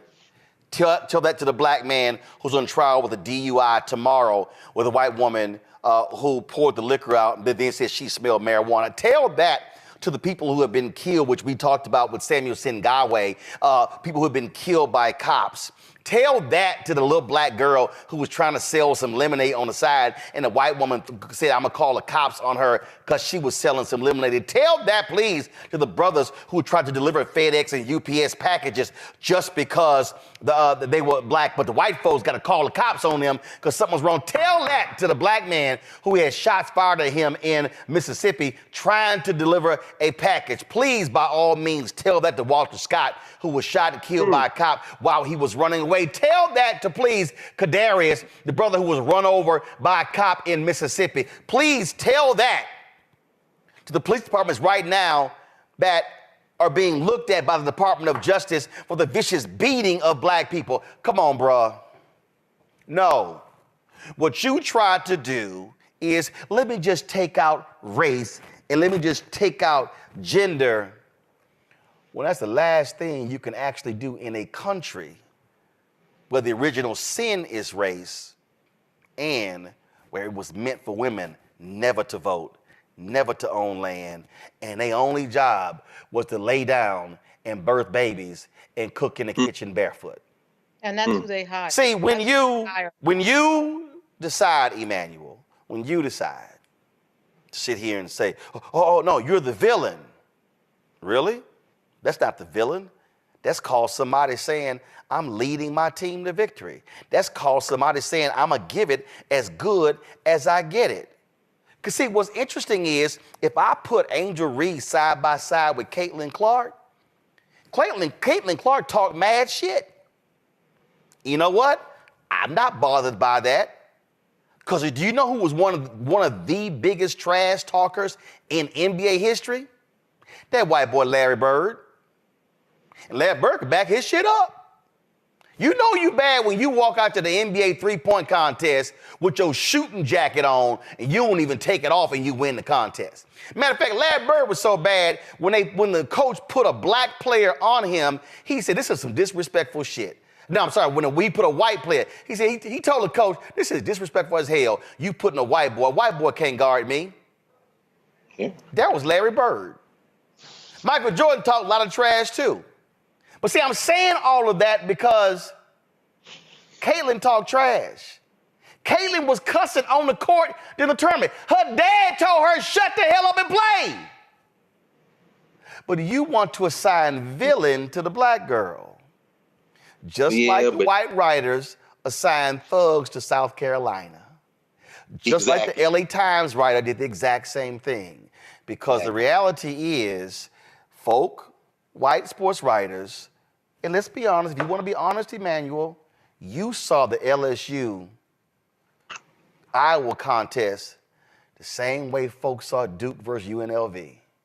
Of course. The same way they saw Notre Dame versus Miami, the convicts versus the Catholics. Absolutely. The reality is that's black versus white. We know exactly what that is. And so, brother, why don't you actually spend a little more time with brothers and sisters? Because the reality is, if your ass can't even understand the generational trauma that exists in your homeland, you damn sure have no clue, no concept of the reality that exists in sports in the United States of their America. So I know you feel so blessed with the respectful, private phone calls you got. I ain't got your number. I ain't never met you. But here's what I do know. You went to that little school in Austin. At A&M, we call it small U, small T. You a University of Texas graduate. I'm a Texas A&M graduate. But I'm going to end with this. You had so much to say about Angel Reese, but you ain't had a damn thing to say about the 60 people fired at the University of Texas when it came to DEI. So why don't you, Emmanuel Acho, have the courage of Emmett Smith, who stood up and spoke out against what happened at Florida and called it like he saw it? Or maybe, just maybe, you're just gonna stay quiet because you, Emmanuel Acho, you don't have that pain and you don't have that experience because you are so blessed to be able to sit among the whites and listen to them talk without them noticing your skin. They do, because they notice your parents' skin and your grandparents and the other folk in the tribe where you came from and your homeland. Bruh, you are not one of them, and they will remind your ass of that. Trust me. Go ask Candace Owens, who got her Negro wake. As bad as Trump was, his economy was worse, and Black America felt it the most. He cut health insurance while giving tax breaks to the wealthy and big business. He stoked racial violence, attacked voting rights, and if reelected, vowed to be a dictator and, quote, get revenge. We can't go back. As president, I put money in pockets, creating millions of new jobs, and capped the cost of insulin at $35 a month. There's a lot more to do, but we can do it together. I'm Joe Biden, and I approve this man. You've heard me talk on many occasions the reality of white voters in this country, how broke white folks are fully supportive of Donald Trump.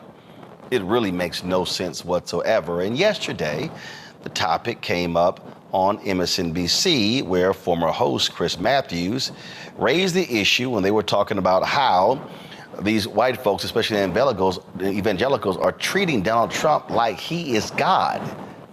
Watch this.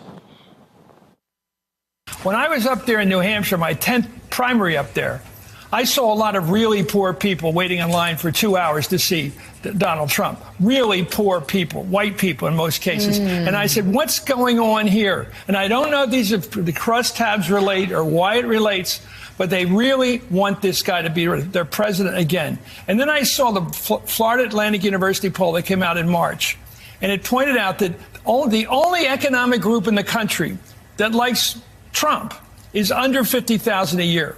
Not 50 to 100, not above 100, only people below 50,000. I can't put it all together. But maybe people are hard up. People have a grievance against society because society has been tough on them. White, Hispanic, Black, all kinds of people below 50,000 a year are for Trump. Somebody's got to get that into their heads that that's what's going on here. And somebody's got to start thinking about why Trump is appealing to those people who are hard up. And people like in the White House, like Ricchetti and Mike Donlin and Anita Dunn, somebody in that big, smart group of anonymous people have got to start thinking about who they're up against. Trump has been able to wire himself into people of basic needs who live out there, are not rich. They're not all going to Florida to get the tax break. They're not like that crowd, although that crowd really is out there, too. That crowd's going to benefit from these poor people. The people looking to get a tax break from Trump, they're going to benefit from that. The people below in the lower economic groups, they're just going to get left out. And it's so clear. So Democrats have got to get to the people they've always rooted for, the people at the bottom, the people with true grievance. They've always said we're for those people. They got to start rooting for them somehow, obviously, and that means Biden has got to start talking to them. And it's not happening yet. Trump's talking to them. As somebody once said of FDR, I didn't know him, but he knew me. Trump knows those people. When he was up there in New Hampshire, I heard him say something. My people have figured out that I should come to this area, Laconia, because there's a lot of poor people. And he said, it's the way he did. Remember back in 2016 when he beat Hillary, he went to Erie and he went to Wilkesboro, Luzerne County. He knew where Hillary was stuck down in Philly. He knew where he was going. I think people like David Urban, who was running his campaign last time, they know where to advance him. They're going to go out there and advance him to the right places. And I tell you, it's fast. I don't know if the Democrats have really thought through this campaign and what they're up against. This guy's calling himself God. God. Yeah. Thou shalt not have strange God. Yeah. And if he can get away with that, then he is truly a cult. And people got to be thought through it with them. Somebody's got to start talking to people and saying to them, this guy is not for real as a secular leader. He's not Jesus. Now, on another day, they had a similar conversation, and Matthew said this. First white people in the world. I mean, they're on their rags on their backs. They look like East Germans coming out of the East Berlin back in the 80s. They were waiting for Trump for 2 hours, and they believe everything he says. And they had this notion that the family, the flag, the country, this really big primitive notion of what they care about, the religion, everything. He's tying into that. He's saying, I'm your savior. I'm taking the bullet for you. But twisted it. He says, I'm saving you guys. Faith and country and family. Trump has perverted all of that, and I know because I grew up in the Southern Baptist Church. Evangelicals love him. And what do they love? I mean, some evangelicals love him. Evangelical, though, even the term has stopped meaning going to church. It's become a social identifier. It's a social identifier where I support authoritarian forms of government. I support using anti-democratic approaches to get what I want. It has nothing to do with Christian nationalism. Is that what that is? Yes.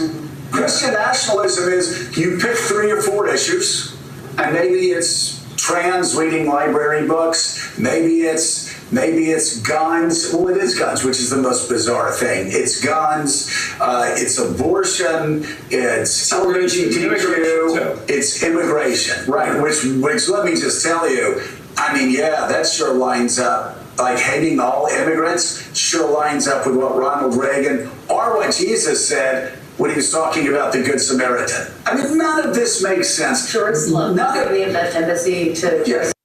New Hampshire. All right, so allow me to unpack. What the conversation failed to do was to really unpack that and walk through that and get people to understand really what's at play, okay? So Chris Matthews says that, what is it about these 50,000 and under? Who does Trump lose in the biggest? College-educated people. What's his group? Non-college educated people. So he's purposely playing on people who are not as smart as others. Now, let me be perfectly clear. I'm not saying all those with college degrees are smarter than those without, but it's also discerning the lies from the truth. And so what Donald Trump does very well is he lies. He paints this broad picture. He says, oh, I'm fighting for you, I'm standing with you. But all of those broke white folks Chris Matthews talking about, they couldn't even walk through the lobby of one of his hotels. But see, he presents this whole notion of the plane, the excess, and so they're like, I could have that life. I could have that life. But you can't. You can't have that life. And you're not going to have that life. Because he says this one thing, but he does something else.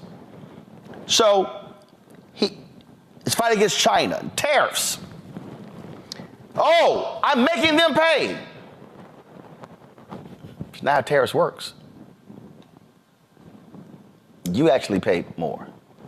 In fact, he's saying, re-elect me, and I'm going to impose more tariffs on China. And you know what's then going to happen? What's then going to happen is it's going to cost more for Americans to buy goods. Those are facts. Now, those folks who are believing that, they don't understand that. They look at you like you're crazy, like, what are you talking about? It's not going to cost me more money. Because Trump said it's going to save us money. They believe the lie. And so he feasts on that. He feasts on ignorance. And he weaponizes ignorance. So when you look at his tax cut did not help any of those broke white people or the broke Latinos or the broke black folks who are listening to Donald Trump. It didn't, because they're not in that income bracket. He bragged in front of a bunch of rich people at Mar-a-Lago. I made y'all a lot of money, and I'm gonna do it again. Because that's who he cares about. So the Republican Party has created this notion that we're for the little man. Really? So how can you be for the little man but you oppose the living wage? How can you be for the little man when you oppose Medicaid expansion? How can you be for the little man when Republicans are passing laws in Florida and Texas preventing cities from passing laws requiring businesses to provide water and water breaks for people who work outdoors? Now, where Chris Matthews is correct is Biden-Harris. They've got to speak to those voters. Last 3 years, Reverend William Barber has been trying to get a meeting with President Biden, not by himself. But Barber always says in the Poor People's Campaign, they always put up affected workers. The Biden White House has been unwilling to actually do that. He says, no, the president needs to hear from affected workers, poor workers. They don't want to hear from that. The fact is, poor to low income workers are a huge voting bloc that has not been tapped. Chris is right. Democrats haven't reached him. But Chris said Trump is focused on the family flag and country. Trump's family flag in the country in 2024 is no different than what Howard Dean said about Republicans in 2004 when he said God gave guns. So God gave guns. God's still the same, but Trump now presents himself as the Messiah. The gay part in 2004 is now transgender. The gun part ain't changed. He's playing to a fictionalized view of what America used to be. You know what I'm talking about. You're watching a movie and they're talking about the American dream. And you see people on the big screen, they're smiling and they're talking about the nice home in the suburbs and a white picket fence, and where mom is at home and the kids come home from school and she's got an apron on and she's got baked cookies for them, and then daddy pulls up from home with his briefcase and he kisses mommy and hugs the kids and grabs the paper and then begins to ask them how their day was. That is literally the world that Donald Trump presents. And for a lot of white people, that was America. But in that same time, black folks were getting their heads split open. Houses were being bombed. Jim Crow was running rampant. And so what you have is you have a set of people who are pining for another America, that America that we used to be, the America where we used to go to church as a family, the America where it was man and woman and not these gay people and these trans people. America where we stood for the flag and we sang proudly the national anthem. That's really what he's doing. But these people are not paying any attention to actually what he's saying. They are paying no attention to the massive lies. They're paying no attention to the craziness that's literally coming out of his mouth. They're paying no attention to his economic policies and how they did not and will not help any of these people. They're not. So they're sitting here thinking, that's my God, that's my God, which is why I keep trying to tell black folks, we can't sit this thing out. The reason I'm saying that to black folks, the reason we can't sit it out is because these people are mesmerized by Trump. But see, where Morning Joe didn't want to go, they didn't want to deal with the issue of race. I lay this thing out in my book, White Fear. I lay it out. Don't forget, President Lyndon Johnson called it as well. Remember this quote? He said, if you can convince the lowest white man he's better than the best colored man, He won't notice you're picking his pocket. Hell, give him somebody to look down on and he'll empty his pockets for you. That's what is going on. Oh, these things are happening before our very eyes. And what people don't want to deal with, they don't deal with the reality that Donald Trump is speaking a very explicit language of race. Yeah.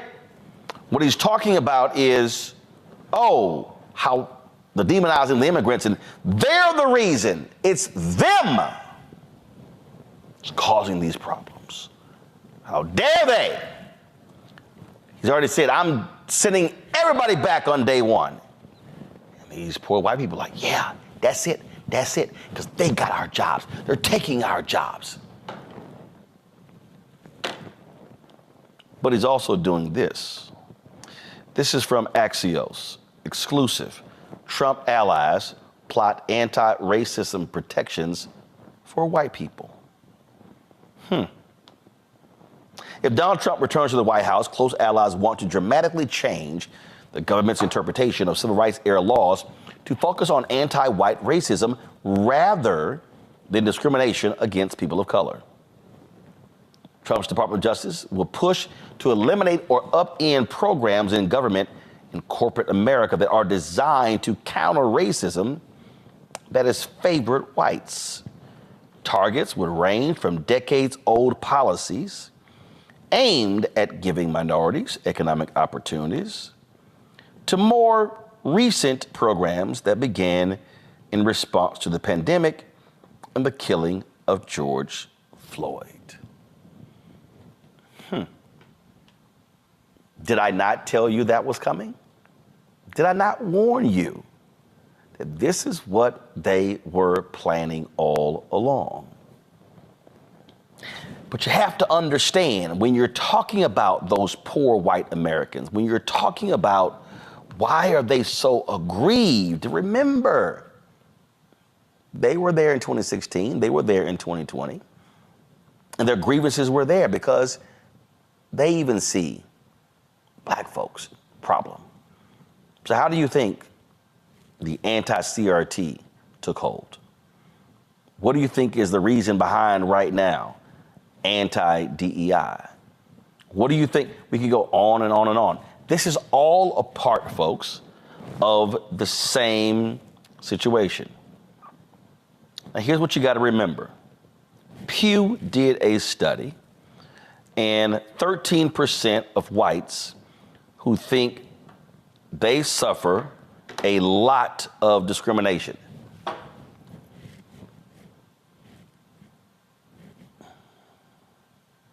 %. Now, let me set this up for you. So this is the graphic right here. Large majorities see at least some discrimination against many groups in our society. Muslims, Jews, Arab people, black people, Hispanics, Asian people, evangelical Christians. Those last two right there, those are Trump voters. So when Trump is attacking migrants, when he's attacking DEI, when he's attacking things like that, keep in mind it's Stephen Miller, who was a top Trump aide, who sued to block the money to the black farmers, who's suing other folks as well. This is also about race. It's about race. It's about how can you reach that individual, reach that poor white person, and get them to buy into your vision and get them to see that you are the one who could change this. You are the one who can be the difference. So therefore, elect you. And oh, that demon Joe Biden, that demon Kamala Harris. Oh no, those people, they are the reasons. They are the ones. They are the fundamental problem. So therefore, it must be me. But see, this is where Morning Joe also completely missed the mark, because they did not talk about history. They did not talk about, in the history of America, every period where you've had black success has been followed by white backlash. They didn't talk about that. They didn't talk about what we keep seeing happening in this country when it comes to whites and how they respond. But see, what a lot of people don't realize is that you can take this thing all the way back to post-slavery. You can take it all the way back to when plantation owners, they were the ones who said, whoa, hold up. We can't have these poor white people and these freed slaves of African descent joining together.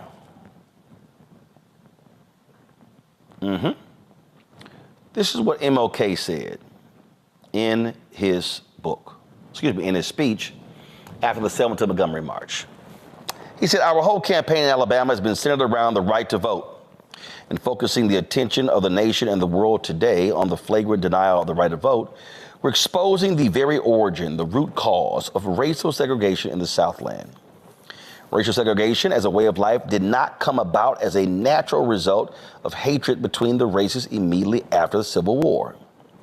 There were no laws segregating the races then, and as the noted historian C. Van Woodward in his book, The Strange Career of Jim Crow, clearly points out, the segregation of the races was really a political stratagem employed by the emerging bourbon interest in the South to keep the Southern masses divided and Southern labor the cheapest in the land. Y'all see right there? Southern labor the cheapest in the land. You see, it was a simple thing to keep the poor white masses working for near starvation wages in the years that followed the Civil War. Why? If the poor white plantation or mill worker became dissatisfied with his low wages, the plantation or mill owner would merely threaten to fire him and hire former Negro slaves and pay him even less. Thus, the Southern wage level was kept almost unbearably low. Now, let me stop right there. You have poor whites, family flag country. Trump's my guy. But he opposes unions. He opposes living wages. Now, I need to, wait a minute. Y'all broke. So let me just be real clear, okay? You're broke. You got awful health care. You got awful education. So you're supportive of the people who want to gut public education with vouchers. And those are actual scam programs. They're not meant to help the least of those. They're meant to help folk who are already sending their kids to private school who have the means to, but need several more $1,000 to get it done. They're opposing health care. Trump wants to kill the Affordable Care Act.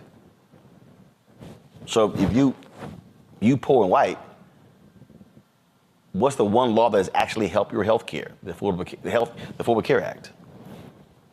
And then wages. So King says this. Toward the end of the Reconstruction era, something very significant happened. This is what was known as the populist movement. The leaders of this movement began awakening the poor white masses and the former Negro slaves to the fact that they were being fleeced by the emerging bourbon interest. Not only that, but they began uniting the Negro and white masses into a voting bloc that threatened to drive the bourbon interest from the command post of political power in the South. To meet this threat, the Southern aristocracy began immediately to engineer this development of a segregated society. I want you to follow me through here because this is very important to see the roots of racism and the denial of the right to vote. Watch this.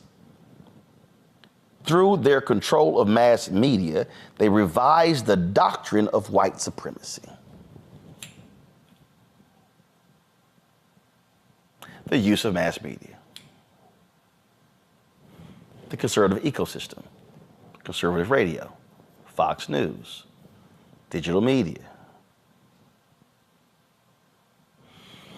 constant drumbeat, the anti-blackness being constantly fed to them drives this wedge. Go back. King says, they saturated the thinking of the poor white masses with it, thus clouding their minds to the real issue involved in the populist movement. Come back.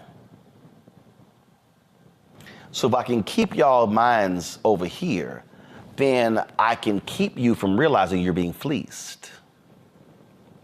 So Fox News over here keeps saying, Emma, oh my God, inflation hasn't gone down. It has. These are awful Biden programs. They're not. They're not helping you. They are. So that's why you have Republicans who vote against infrastructure bill, but then take credit for the money when it comes there. That's why you have Republicans who vote against taking money that's actually helping to put broadband in rural communities, but then they actually take credit for it. But they're saturating the media, and so these poor whites, what do you think they're listening to? King says, they then directed the placement on the books of the South of laws that made it a crime for Negroes and whites to come together as equals at any level. And that did it. That crippled and eventually destroyed the populist movement of the 19th century. So when you hear people say Trump is a populist, Trump is a white nationalist populist. Trump's message is appealing to largely white people, white poor people. You do have some clueless Negroes who believe the nonsense, but that's who he is channeling his energy to, because in the last election, 70% of those who voted were white. So when you hear me say we got to have black folks voting at least 70% of our capacity, because we've got to offset where those white folks are. If you change the election, you have to drive that number down to about 68, 67. Those 3 points makes the difference in Georgia, Wisconsin, North Carolina, Pennsylvania, Michigan, Nevada, Arizona, 7 battleground states.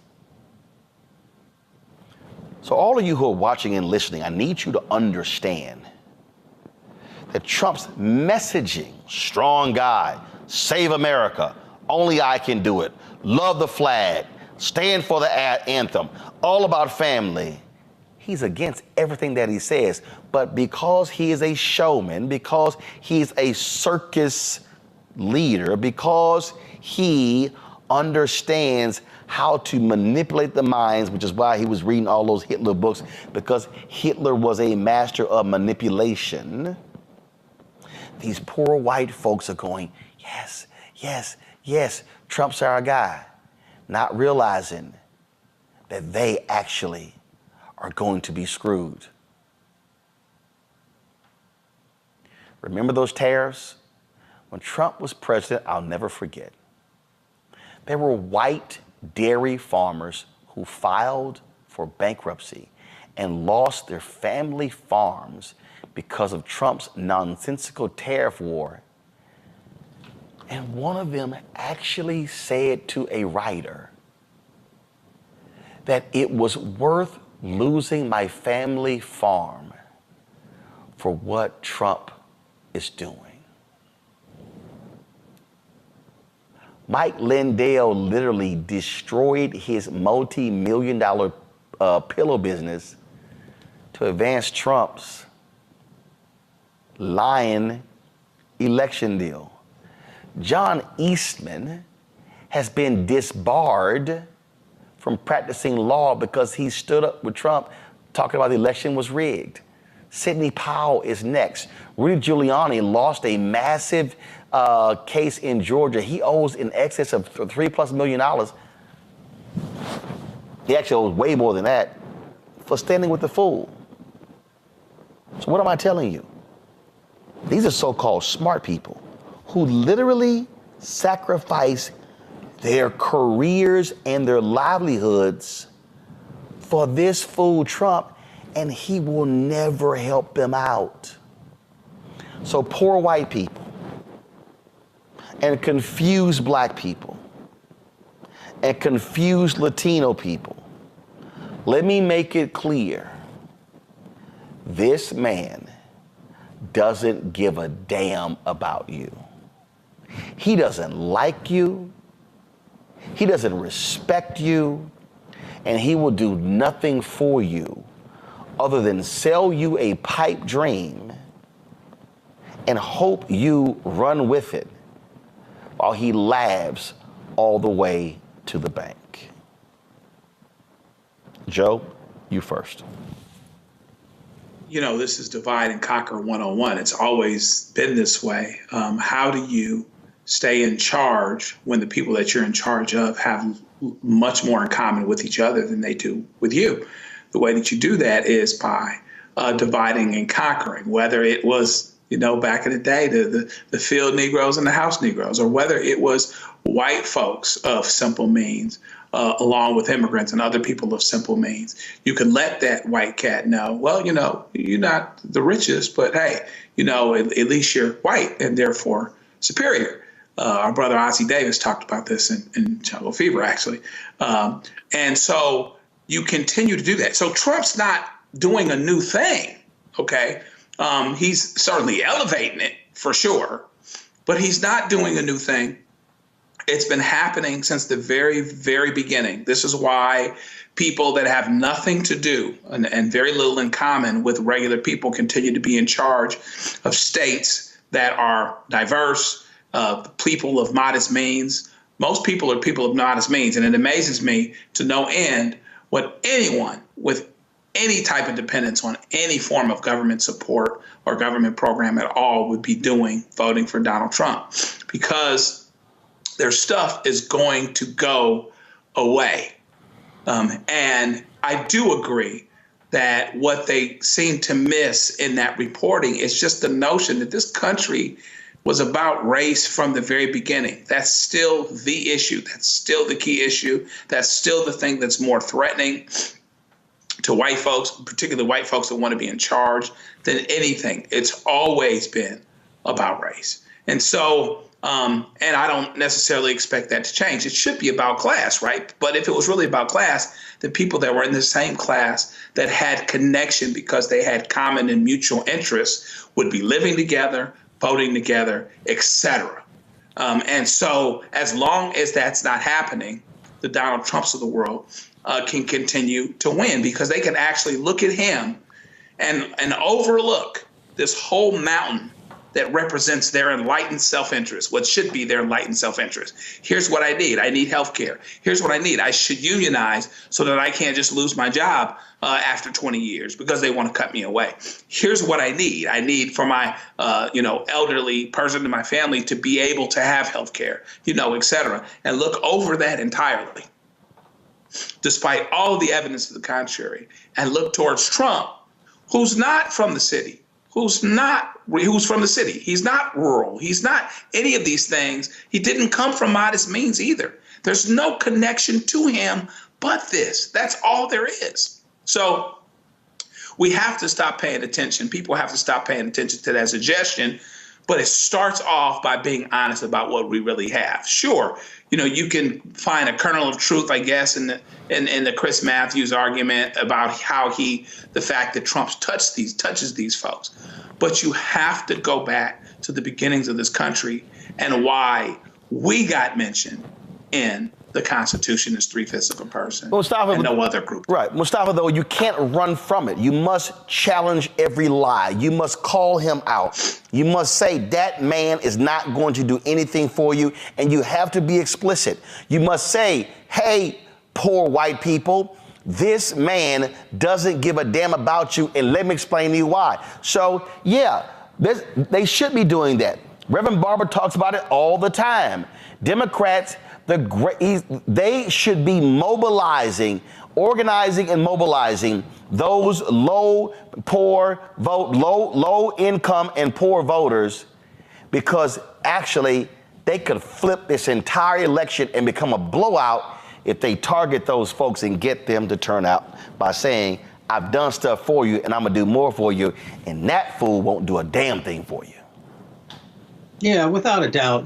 For some reason, we're resistant or allergic in this country to say the word poor. Like, you listen to politicians talk, and they never talk about poor folks. The middle class, the middle class, the middle class. That's what it's about. And, I grew up in Appalachia before I moved to Detroit. So folks often felt that the system had always failed them. They also always felt that nobody saw them. So Trump at least tells folks that he sees them. Now, we know he's lying. We know that he doesn't care. We know all of the things that are untrue in that statement. But if you're not willing to acknowledge the fact that people are asking you to see them, and not just see them, but also spend the respective amount of time that's necessary to understand the challenges that are happening inside of their communities. And then, as you just stated, be able to also help them to understand how you are already making investments and what the future sets of investments will look like to make sure that they can have that life that they've always hoped that they would have. When Trump first won, I went back home to visit my mother. And I remember I went into this meeting, listened to some people talk, and then afterwards I asked them, I said, well, why did you vote for Trump? And a bunch of the folks said because they could finally become a millionaire. Now, a couple people chuckled after that because some of the folks, they never even graduated high school, some did. But when people perceive that they now have an opportunity, you have to also be able to address that perception that they have, because we know perception is a big driver. So this administration, the Biden administration, has actually put significant resources into communities across the country, has to do a better job of making sure folks, one, understand where they came from, but what does that change actually look like? And giving people something to hold on to know that if I give you my vote this time, that I will be able to, build upon the change that's happening. But folks have not done that in a very effective way. So, yes, we can talk about Trump and his lies, but you got to also talk about how do you actually help everyday hardworking folks who may be lower income to actually be able to see a better way forward. Yep. Randy. Well, Trump, to me, what is a white person's greatest currency, particularly a white person from modest means greatest currency? It is their whiteness.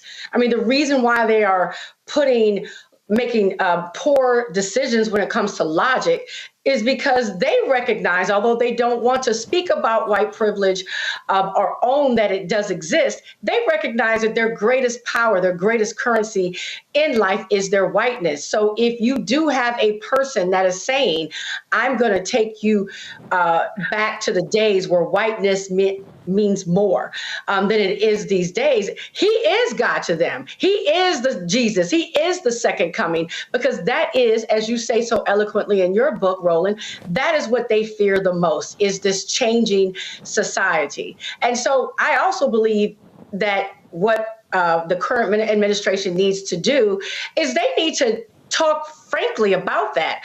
While we are uncomfortable using the term poor and talking about economics, we're more afraid to talk about race and the changing demographics. And I think I would say to people, I understand that change is hard, but it's going to happen. The demographics is going to change. People are not going anywhere. Like, we're not going to disappear. They seem to think that Trump is this big Superman that's going to, change the world as it is, and it's not going to happen. So what do we need to do to ensure the future for everybody? Because this man cannot take y'all to the promised land. We're not going back to, the 1800s. It's not going to go back to, we're not going to make America great again if great again means that all minorities are somehow pushed down and white people, regardless of their socioeconomics, are elevated. So that's another, even with Dave Matthews, who's this seasoned, respected journalist, I feel like he skirts around talking about race and the power that it has on the population here, because they're not looking at them. A lot of people are not even paying attention to the actual legislation and things that have been passed and things that have happened. All they know is this man gets up and essentially says that I'm going to take us back. Yep. And that, and that's all they care about. So we really need to address that. We got to get for real, and address that. And be honest, like, I know you're scared, but guess what? Ain't nobody in this country going anywhere. So how do we ensure that everyone from all socioeconomic levels can get where they're living in a way that they want to live and they have opportunities? Fanbase is pioneering a new era of social media and investment. This next generation social app has already raised $10 million and has just opened a new round to invest. For details on how to invest, visit startengine.com/fanbase or scan the QR code.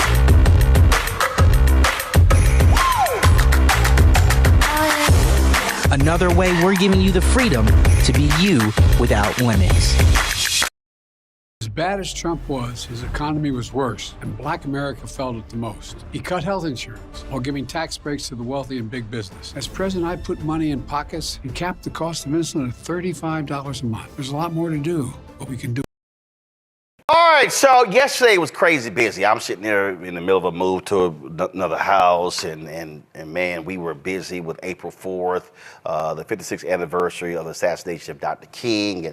And so folks started with texting and calling me. Then I saw social media, and all these folks were talking about Charlamagne the God and being on the Daily Show and him talking about DEI. And I was just like, okay, y'all, I've been busy. So I looked at it 2 or 3 times today, and we've talked about some of these things before that he laid out in it. And so I wanted to deconstruct it because I do have some thoughts about what was said. So we're going to take it from the top, and then I'm going to walk y'all through this and share some things with you that hopefully you can be more well-rounded and informed about the reality of what we're talking about with DEI.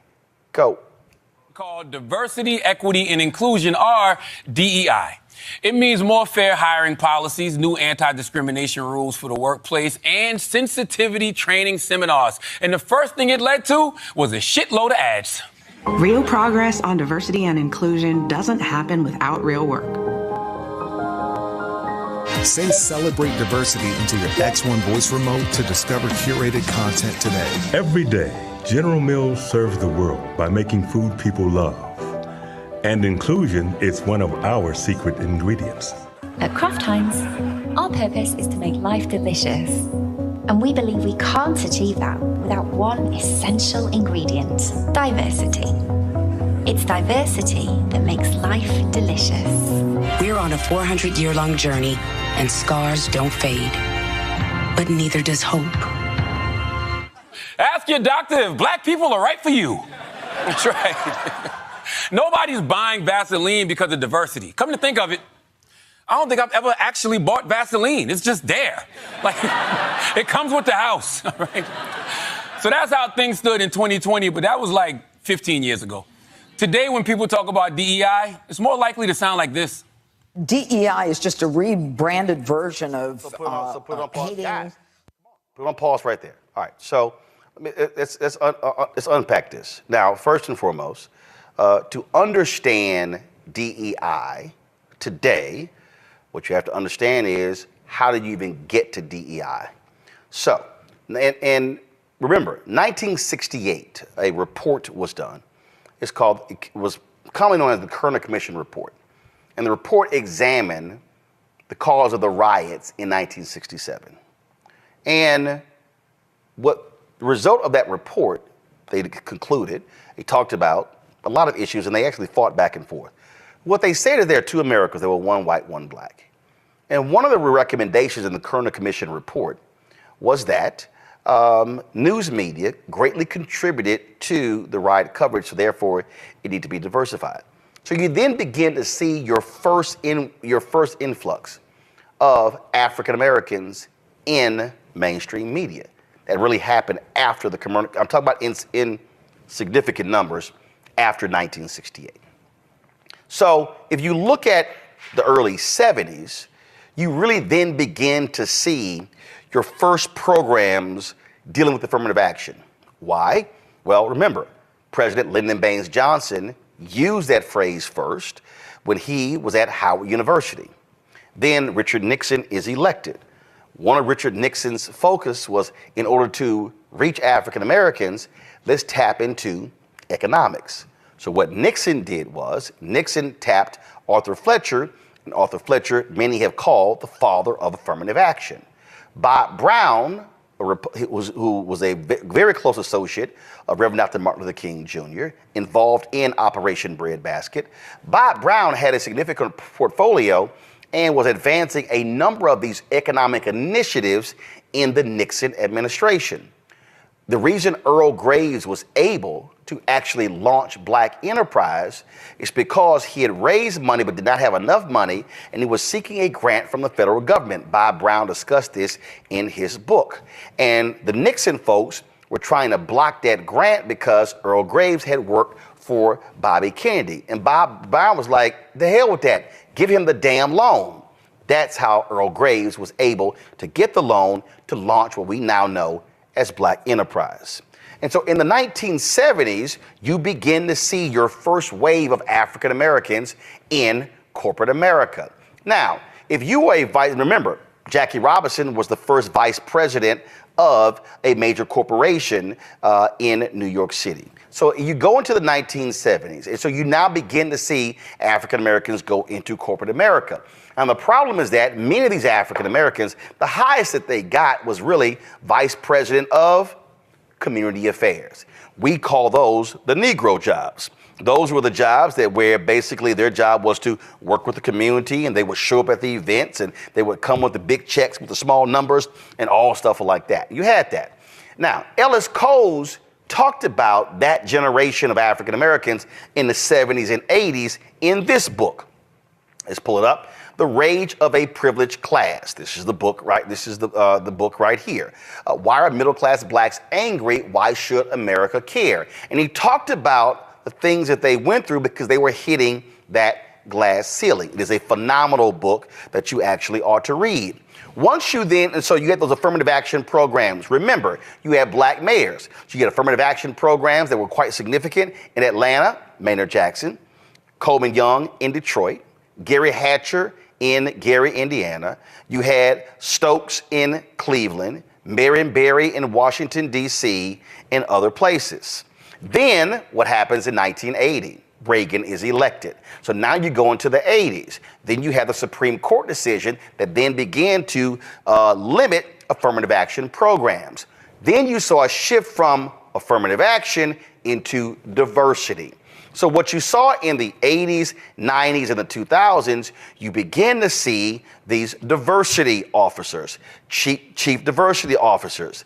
Then you shift from diversity or chief global diversity officer to DEI, diversity, equity, inclusion, because coming out of the Black Freedom Movement, the focus was on African Americans. Then Title IX hits in 1972, which was about women. And so who is the greatest beneficiary of affirmative action? White women. So what is known today as DEI is simply the child of the initial affirmative action programs.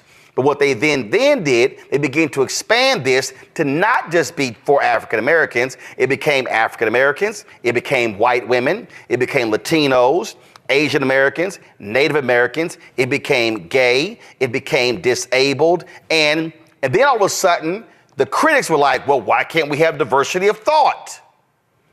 So what was initially programs to target African Americans then began to expand, and so now that broad focus now began to get wide, and all kind of other folks were included.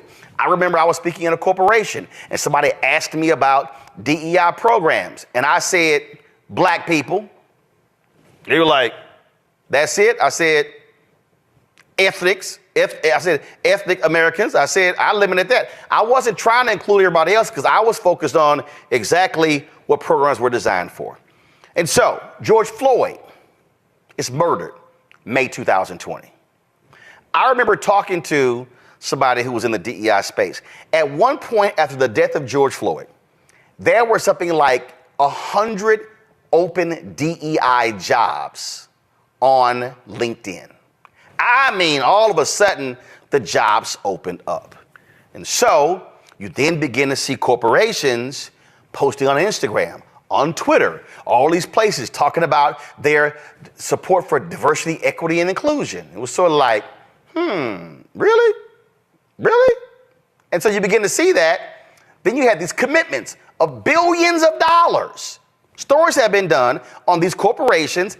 The numbers have gone, I've seen numbers anywhere from 30 billion to 100 billion talking about supporting various initiatives all across the country. Let's pull it up. Come on.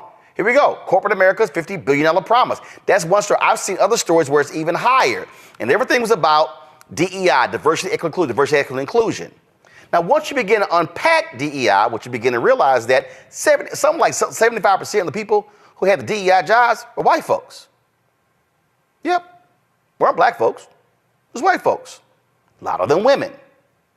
Now, press play. Let's pick up where Charlamagne left off and let me unpack the next part. DEI is just a rebranded version of hating white people. DEI, in this case, stands for divisive, erroneous, and insidious. DEI, which stands for didn't earn it. Discrimination, exclusion, and indoctrination. DEI. DEI stands for Dr. Dre, Eazy-E, and Ice Cube. Yeah. Y'all cheering out there, but do you want with attitude coming to your office? These right-wingers are crazy, right? Jesus. But here's the part where you all stop applauding everything I say.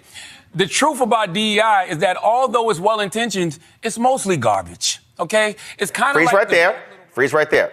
Now, understand, from day one, white folks could not stand affirmative action programs. From day one. If you go back into history, they couldn't stand programs after the Civil War. So at every point, you've had this reluctance because it's like, oh, fine, y'all got some freedoms, but no, we ain't trying to give y'all no jobs. We're trying to give you any housing. And so you had the pushback against affirmative action programs. Then it became, let's get rid of these quota programs. So the folk that you saw, all them Fox News folks, all these anti-DEI people, Christopher Rufo, all these people, these folks have been running their mouths, and you throw in a sprinkle of some black people, some others in there. And they have been opposing these programs because they don't want to deal with white supremacy. They don't want to deal with racism. And see, what they then do is, this is the whole game, and you see it now. Because, the Charlie Kirks of the world. Oh, I'm concerned if there's a black pilot. Candace Owens, all people saying that sort of nonsense. As if we had airplane crashes by white people. See, we're not talking about a significant percentage of people who are in corporate power. We're not. It's largely controlled by white America. Those are just facts. And so critics are going to be critics. They are going to complain about any of these things because they don't want to deal with the underlying issue, which is when it comes to hiring, people pretty much hire who they know. And if all you know are white folks, and if all you see are white folks, and if all you hang out with are white folks, and if you only recruit at schools where there are white folks, then that's exactly who you're going to hire. Press play. The truth about DEI is that although it's well-intentioned, it's mostly garbage, okay? It's kind of like the Black Little Mermaid. Just because racists hate it doesn't mean it's good. And you know I'm right, because every one of you has sat through one of those diversity training sessions and thought, this is some bullshit. And it's not just you. Now, here's the whole deal. We talk about diversity training. I've been in various programs, and what we have to understand is people don't like to be confronted with their own issues. We love to live in our silos, how we were raised, how we were brought up, and we like to look at the world in a certain way. What we don't want to have to do is consider somebody else's perspective. I remember when I was at the Fort Worth Star-Telegram, and the Maynard Institute was brought in to deal with a training program for us to diversify our sources. And I remember sitting there, and there was a white male business writer, and he was conservative, and he was resisting what they were talking about. And we're sitting there going, but look at who you call. See, for him, he would say, and this is what you hear from white folks today, well, I'm calling the people who I think are well-versed and experts on the topic. Precisely. But the people you're calling, they're nearly all white. Do you even think to call black experts? Do you even think to call black economists? And see, what they would then go, well, I don't understand. Why do I have to call a black economist? You don't have to, but you could call any economist who happens to be black. Because what we see when it comes to how we live and how we work is that that's what folks do. And so if you start looking at contracts, start looking at, well, who's getting these contracts? Well, if the catering company and the legal fees and the architecture company and the engineering company and all professional service, if everybody white, man, that's what's getting hooked up. But y'all don't think about it. There's a black an accounting firm, there's a black law firm that could do some of the outside work. No, see, they don't think about those things. And so the reality of DEI, it is forcing people to get out of their comfort zone and say, diversify who we do business with, provide equity in terms of economics, and include other people. But people hate to have to do that because they don't want to be forced to do it, because that means they have to do some work. That means they don't have to, that means they have to now go seek people. I remember Chris Rock complained about the lack of black people on Saturday Night Live. And he said, here's the problem. The white folks at SNL, they keep going to the same place, Second City in Chicago, or they're going to places in Canada. He said, y'all ain't going to the black comedy clubs. Y'all not going to hang out there. And so what he was saying is, if this is all you know, if you're at SNL, you're Lorne Michaels, and this is all you know, you don't even see all this talent over here. You don't even see all this talent over here. And that's the reality of why you have DEI programs. It's not about, oh, I'm hiring somebody who simply can't do it. But see, that's what the haters do. See, the haters love to frame this thing as, oh, they're not good enough. But you notice these white folks who criticize DEI, they never, ever seem to question incompetent white people, because they operate from the basis that they're naturally qualified. And they never assign their racial identity to them getting hired. So they'll say, well, we had to hire a black person. We had to hire a black lawyer. We had to hire that. But you hired all these white folks. What do they all have in common?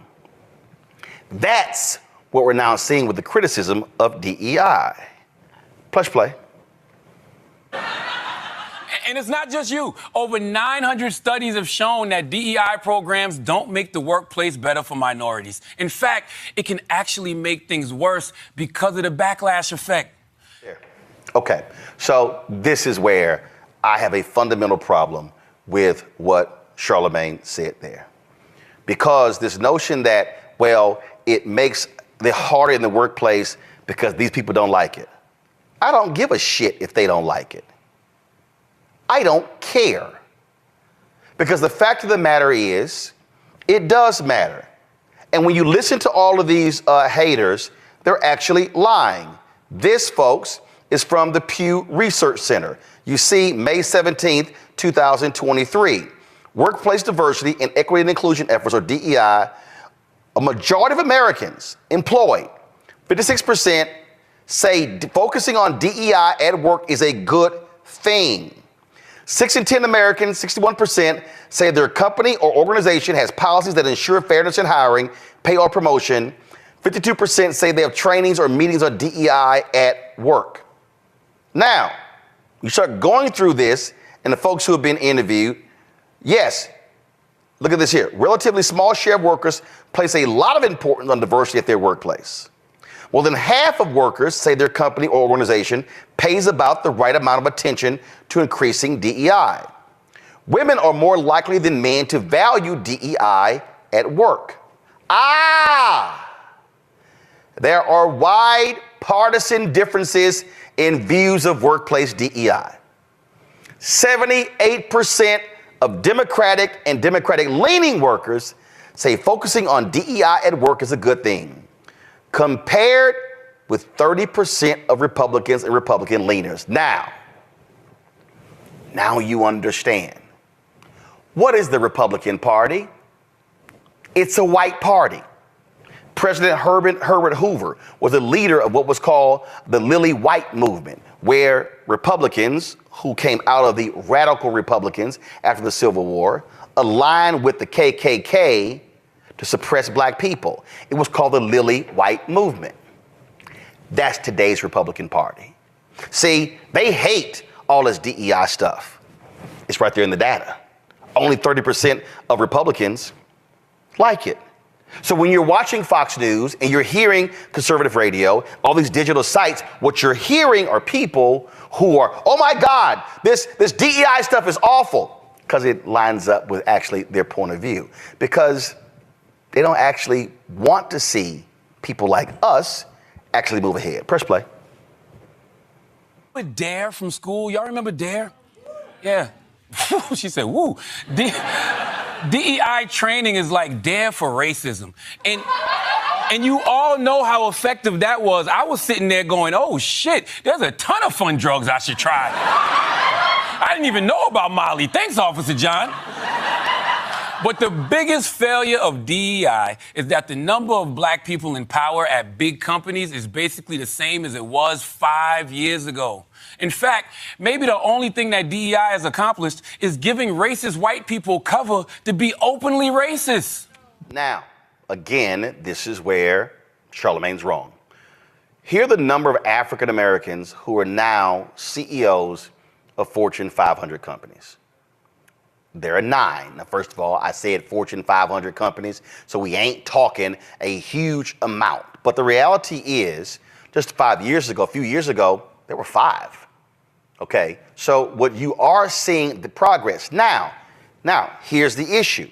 The problem that you see in the Executive Leadership Council, the group of black corporate leaders, they've dealt with this, is that for many of these leaders black people who are in corporate America, the problem is when they get to 55, 58, they're being moved out.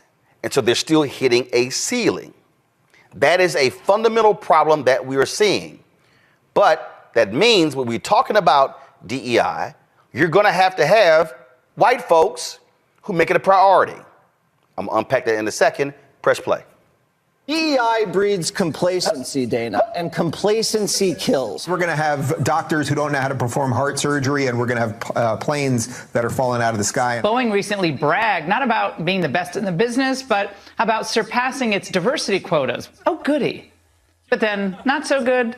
A door flying off one of Boeing's 737 Supermaxes. I'm sorry, if I see a black pilot, I'm going to be like, boy, I hope he's qualified. I mean, honestly, when I see a black pilot, I'm not worried that we're going to crash. I'm worried that we're going to get pulled over. Okay?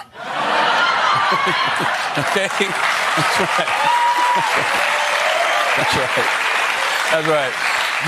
And no, officer, I will not step out of this vehicle. All right? But yeah, they're blaming DEI for everything. Even that bridge in Baltimore. They called Baltimore's mayor the DEI mayor, like he was given the job for being black. Then they said the shipping company was too focused on DEI instead of safety. But almost the entire leadership of the company is white. No black people, right?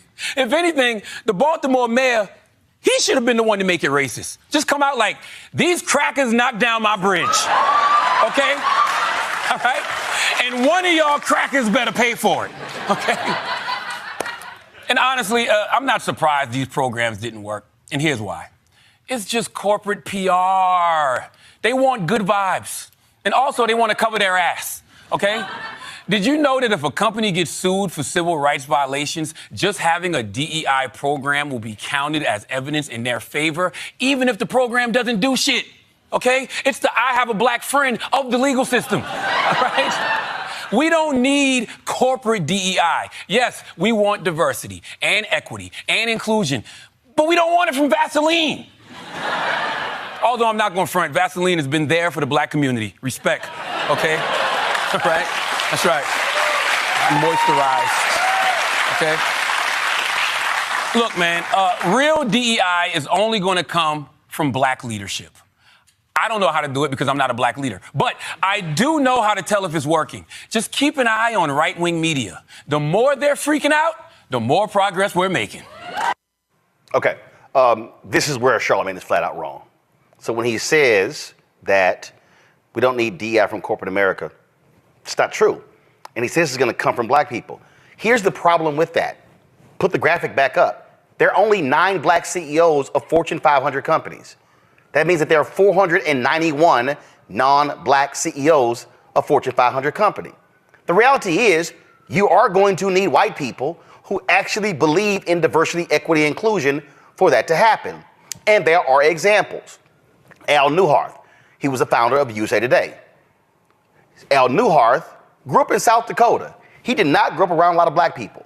But Al Newharth understood the value of diversity. So when Al Newharth was the CEO of Gannett, he made a declaration that Gannett was going to be the leading company in America when it came to the issue of diversity.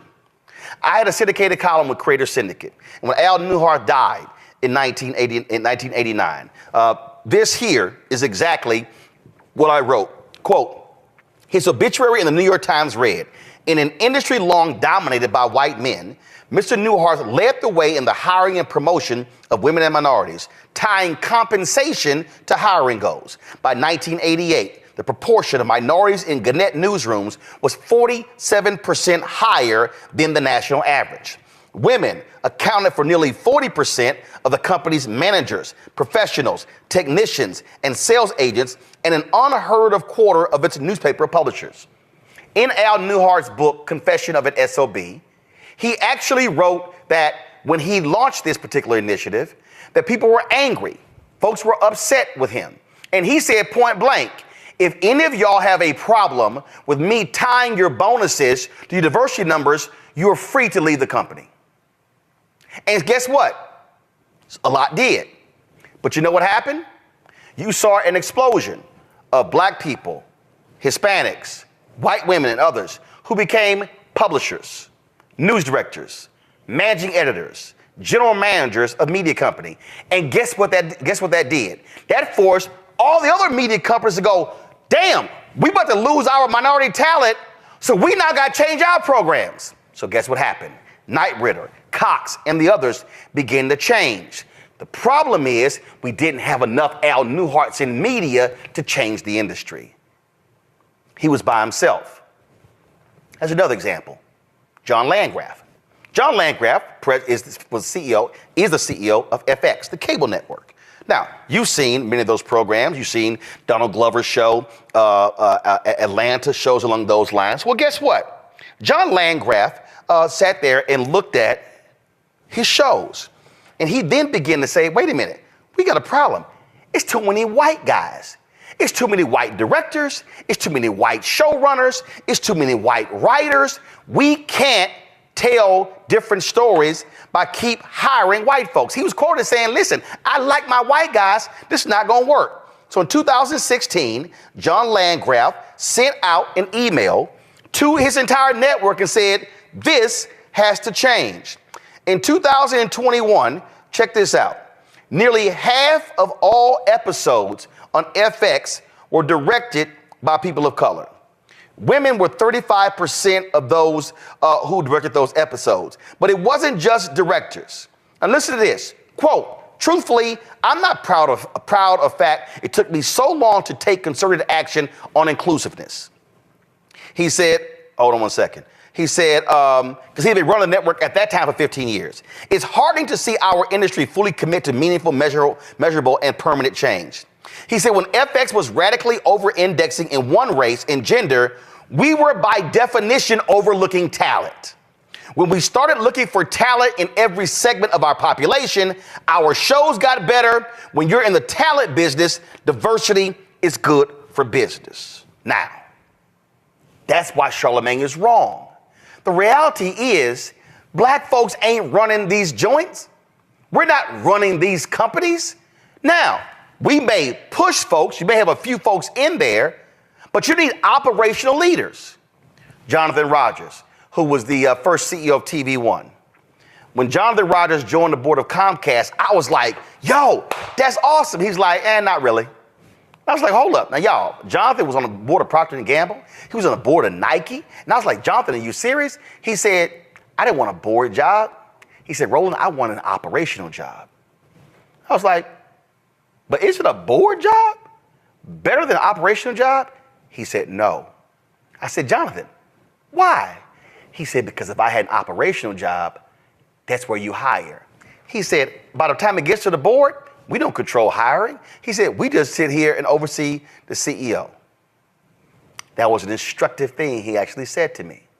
So what we have to understand is that for DEI to work, you've got to actually have individuals who are in power, for the most part, they're going to be white, who are making the decisions in order to be able to affect the change. This is where we, again, make a mistake on this very issue. And so Mark Cuban, he's been very much talking about a lot of these issues. He's been focusing on a lot of these issues. And so I sent Mark Cuban, don't pull it up yet. I sent Mark Cuban an email to get his particular thoughts. And I wanted to get him on the show because he's been going back and forth against Christopher Rufo, against Elon Musk, slamming them on this issue of diversity. I mean, he's been swinging on them. And so I sent Mark an email and I said, hey, we'd love to have you on the show, but if you can't come on the show, share me some thoughts. And so this is the email that Mark Cuban, of course, owner of the Mavericks, well, he sold the team, but this is what he sent me back. He said, Roland, look at the top 10 market cap companies. All have DEI programs, even Tesla. 3 of the top 4 are run by people of color. The other, Apple, by a gay man. All make DEI a priority. My general position is that I believe DEI is really good for business. People trust people who look like them. They want to do business with them. But to me, it's not about hiring heads of DEI and creating a bureaucracy, or doing commercials like Charlamagne CTG criticized. It's about following good DEI business principles. Diversity is looking for great people where others don't. There are a lot of smart people that are ignored for jobs. Find them where others aren't looking. Equity is where the right goes nuts. They think it's about quotas and making sure no one has an advantage or can succeed beyond anyone else. Equity is putting your employees in a position to succeed. That's it. Training, support, etc. If you hire someone smart, no matter what they look like, give them the tools to make you more successful. Inclusion, make people feel good about themselves at work. That's just smart business. He is right. We need more black leaders. But when you are only 8% of the white collar workforce, it takes time. And he contradicted himself. Can racists freak out any more than they are now? Everything is about DEI, which is another way of saying people of color aren't qualified. They can't do the job. They only get it because of DEI. Look at the people that work for you. Where do you recruit? How do you put your employees in a position to succeed? How do you make people who are different feel included? You have been an entrepreneur for a long time.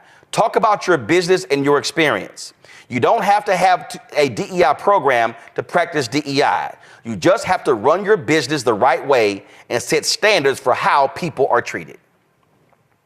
And folks, right there, the fundamental issue with DEI programs as to how they are set up right now is that they are performative because the leaders are not serious. The leaders are not taking proactive decisions. The leaders are not sitting here going, wait a minute, who has all of our outside legal work and our accounting work? We're spending money on catering. Do we have any black caterers? We spend how much money on flowers for the office? Are we using any black florists? We spend money on audiovisual. Are we using any black audiovisual companies? How much of our money is going to spend on advertising? Oh, the ad agency we're using, are they diverse? Oh, we're not going to spend our money with lily white ad agencies. Oh, y'all see how that works? That's what a leader does. So you can't have white folks over here talking about pull yourself up by your bootstrap, why y'all can't get ahead, why you're always begging the government for money. But then over here, we're frozen out of jobs, we're frozen out of contracts, and frozen out of opportunities, and then you complain about DEI. So what I need folks to understand, and again, it was a comedy segment, and it was 5.5 minutes. I've already gone 38 minutes. But the reality when we talk about what's happening with DEI, these white racists and these haters, they are trying to attack everything that is positioning black people where we are today. They're suing the Fearless Fund. They're targeting every program in corporate America. They're targeting law firms. You name it, that's what they're doing. Because of this, and I wrote about it, and y'all, everything you're seeing I called, it's white fear. They now have to compete. And so what they don't like is, wait a minute, y'all now recruiting at HBCUs? Oh, no. They're not smart enough. See, they couldn't get into our schools, so therefore they had to go to those schools. Oh, yeah. You see what happens when they come out of these high schools and they come to our schools and they're on academic probation the first or second year? But those same people don't want to confront the economic inequality at those high schools, then those junior highs, then the elementary schools. Oh, then you don't want to confront the economic inequality that's happening in those neighborhoods. Oh, then you don't want to confront the economic inequality that those parents went through. Damn, then you don't want to confront the economic inequality that those grandparents went through. See, it's real easy to act like we're all running from the same mark and running a race, when we all know that's not the case. And so the attacks on DEI, they are absolutely anti-blackness. The problem with corporate America is that there are too many white folks in corporate America who are playing games when it comes to DEI. They're handing out DEI jobs and the people have no budgets. They got no P&L responsibility. And the leadership of the companies is not a priority. In order for DEI to truly be effective in America, we're going to need 1,000 Al Newharts. And we're going to need 1,000 John Landgrafs. We're going to need white executives, white men, white women to actually be honest about their failures when it comes to leading. That was what has to happen. So if you're breaking down this segment and you are, oh my goodness, what went on here? This is the whole deal. To corporate America, stop being performative. That's why we in the Black-owned media collective, that's why we challenge General Motors. That's why we challenge McDonald's. That's why we challenge these companies. And you know what happened? Target was like, oh, we're going to spend $2 billion with black companies. All of a sudden, Group M announced 30 or 40 of their companies, some named, a lot not. They're going to spend at least 2% of their ad budgets with black-owned media. We're still waiting because we haven't gotten any money from Group M here at the Black Star Network. And I've been meeting with them for a very long time, 3 years. We've gotten zero. I've been meeting with Publicis for the past several weeks because we got the runaround from Publicis for 3 years. And we're finally meeting with chief investment officers. I met with OMD after getting the runaround, met last year, a CIO left, so now we're trying to meet with their chief investment officer. There are other ad agencies we're trying to reach as well. So here's the deal. You can't tell black people, well, you're not building your business, or I can't get the contract. Well, you need access to capital. Well, no, I ain't got no debt. I can look right now, I got money in the bank, so I need contracts. I can't grow my business. I can't hire more people if I don't have the contracts. See, if we talk about the reality of DEI, nothing is going to change as long as you have scared, timid, weak, impotent, white corporate leaders who are unwilling to look their friends, their country club pals, and their family members in the eye and say, a lot of the shit that comes out of your mouth is racist. And the fact of the matter is, America and these companies are not going to be able to grow if we do not have diverse initiatives. Last point. Charlamagne said, well, I don't want DEI when it comes to Vaseline. Unilever owns them. Unilever owns a ton of companies. Unilever owns a ton of companies where we as black folks buy products. Oh, hell yes, Unilever had better have a strong-ass DEI program. And Unilever and Clorox and Procter & Gamble and Apple and all of these companies need to be spending money with black-owned media, need to be spending money with black law firms, need to be spending money with black accounting firms, need to be spending money with black engineering firms, need to be spending money with African Americans up and down their business diversity list. Not supplier diversity, business diversity. What we're seeing with the attacks of DEI are from, frankly, scared white people who don't want to confront systemic racism in corporate America. But this is a moment when white leadership, while you have these lawsuits going on, has to have the courage to say, we aren't going anywhere. We're going to do what Al Newhart did. And that's say, if you don't like the fact that we support diversity, equity, inclusion, you, white critic, are more than happy to leave. Because I bet you we're going to be successful in finding your replacement, and they likely will be black or person of color. Fanbase is pioneering a new era of social media for the creator economy. This next generation social media app with over 600,000 users is raising $17 million, and now is your chance to invest. For details on how to invest, visit startengine.com/fanbase or scan the QR code. Another way we're giving you the freedom to be you without limits. This is a fundamental problem.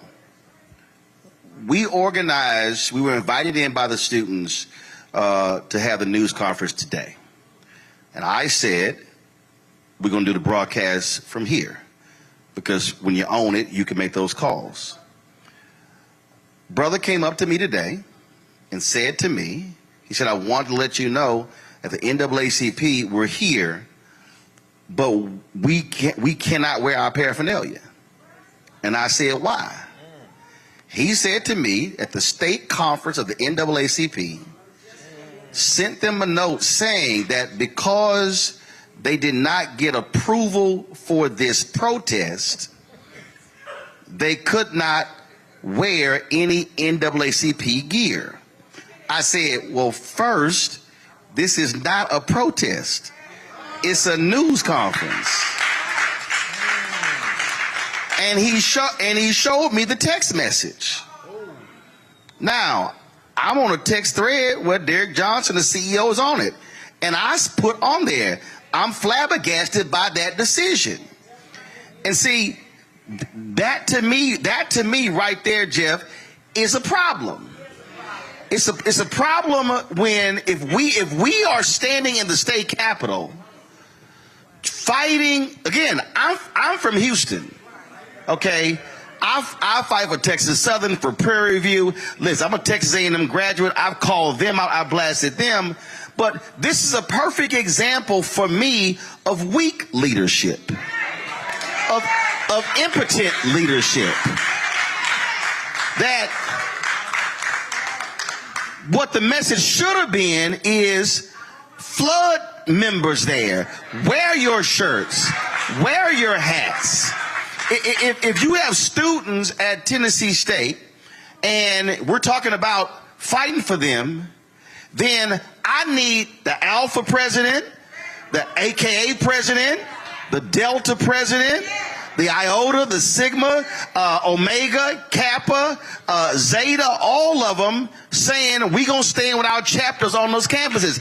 I'm not interested in seeing all the photos and the videos of who just crossed line if you ain't saying nothing about the money.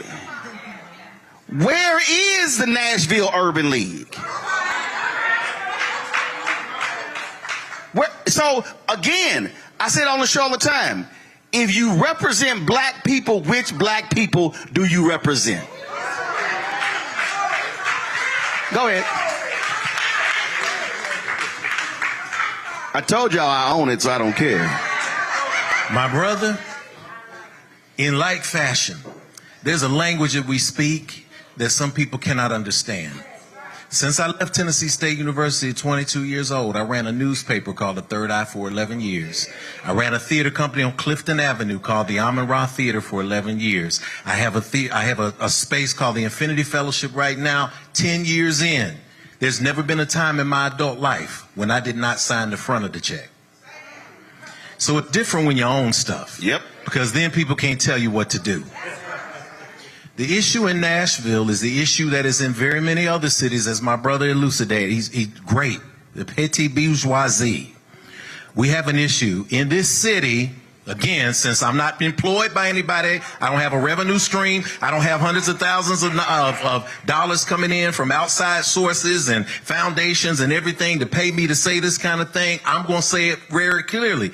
Too many people in this city have been manipulated by small special interests whose job it is to create a city that disenfranchises the poor and black folk in favor of business and growth. Across the street from this church, Jefferson Street, Meharry, 10 years ago, you could get a 50 by 150 lot for about $6,000, maybe $1,200 if you were lucky. That same 50 by 150 lot is now $350,000. Behind Tennessee State, the place called College Hill, when we knew we were hurting as campus students, the NAACP, which is 2 doors down, showed up for us in full gear.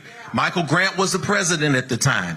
The Interdenominational Ministerial Fellowship, which at the time was the most powerful organization of ministers in town, Reverend Kelly Miller Smith, Jr., Reverend Wallace Charles Smith, all of these people came out and said, don't touch these kids. And they stood behind us. They didn't lead us. That becomes a difference. They did not lead us. They said, what do you want us to do? Right. Which is the way it should be. It's called we're here to help. We're here to have your back. And we have your back. Because when you move into a space of elderhood, you're there for the young people. When they make a move, you follow them. In the absence of that, if the students are not in a space where they speak up, we have to be careful in this city because there are people who will take the opportunity to grab this camera lens and this light to promote their own agenda, and much of the time it is tied to those special interests who are making the donations to the campaigns. I have seen people on council go from, we will not stand to the developer, to looking in their account and seeing $200,000 from the people they said they would stand about, and everybody got quiet as our neighborhoods disappear. How does this tie to leadership at Tennessee State and how we move forward? Because many people who come into this space who are taught that the pursuit of capitalist ideals is the ideal, when they come in and they have potential and talent, when they have this fearlessness, somebody comes in and says, let me introduce you to the right people in the room. And instead of doing the right thing, they're convinced that they're doing the best they can. So when it's time for the cameras to come on, they show up and they talk and they're there. But when it's time to do the day-to-day work, many of these students out here I counsel personally, spiritually, as a spiritual leader. And they come in and they're crying and they're hurting because they say nobody listens to us. And every time we try to tell our story, somebody from some random organization that we don't know about pops up and grabs a mic and won't even listen to us. We have got to get this balance in. That's why I'm grateful for you for coming to this city, because there are things that you can illuminate that other people in this city are too afraid to illuminate because their hand is in the bag. I'm not saying this from a judgmental space. Listen, my wife and I got 5 kids. I got 2 adults, 1 adult in about 2 days. They're sitting in the back row back there. 3 of my kids are in this space today. So I want them to hear this. Because one thing as owners, Roland, one thing that I can say my kids have never seen me do. They've never seen me be one person when I'm in these places and somebody else when I get home. And a lot of our young people growing up are seeing that. when they go home. So they're learning to play a game. Right. So this transparency as it comes to the university is, what are we, this generation, willing to sacrifice to make sure that the next generation can be here? And some of that falls externally and some of it falls internally. Right. The board had an opportunity, if I can talk real, to say, let go of 3 people. The deal is you let go of 3 people, we're going to keep 5 in place. Now, as an owner and as a person who advises nonprofits professionally, that's real simple math to me. You line up 8 people and you say, who's brought in the most resources? Let's rank them 1 through 8. The bottom 3, write the letter in 15 minutes. There you go. And let's keep control of the school. Fanbase is pioneering a new era of social media for the creator economy. This next generation social media app with over 600,000 users is raising $17 million, and now is your chance to invest. For details on how to invest, visit startengine.com/fanbase or scan the QR code. Another way we're giving you the freedom to be you without limits. As bad as Trump was, his economy was worse, and Black America felt it the most. He cut health insurance while giving tax breaks to the wealthy and big business. As president, I put money in pockets and capped the cost of insulin at $35 a month. There's a lot more to do, but we can do it together.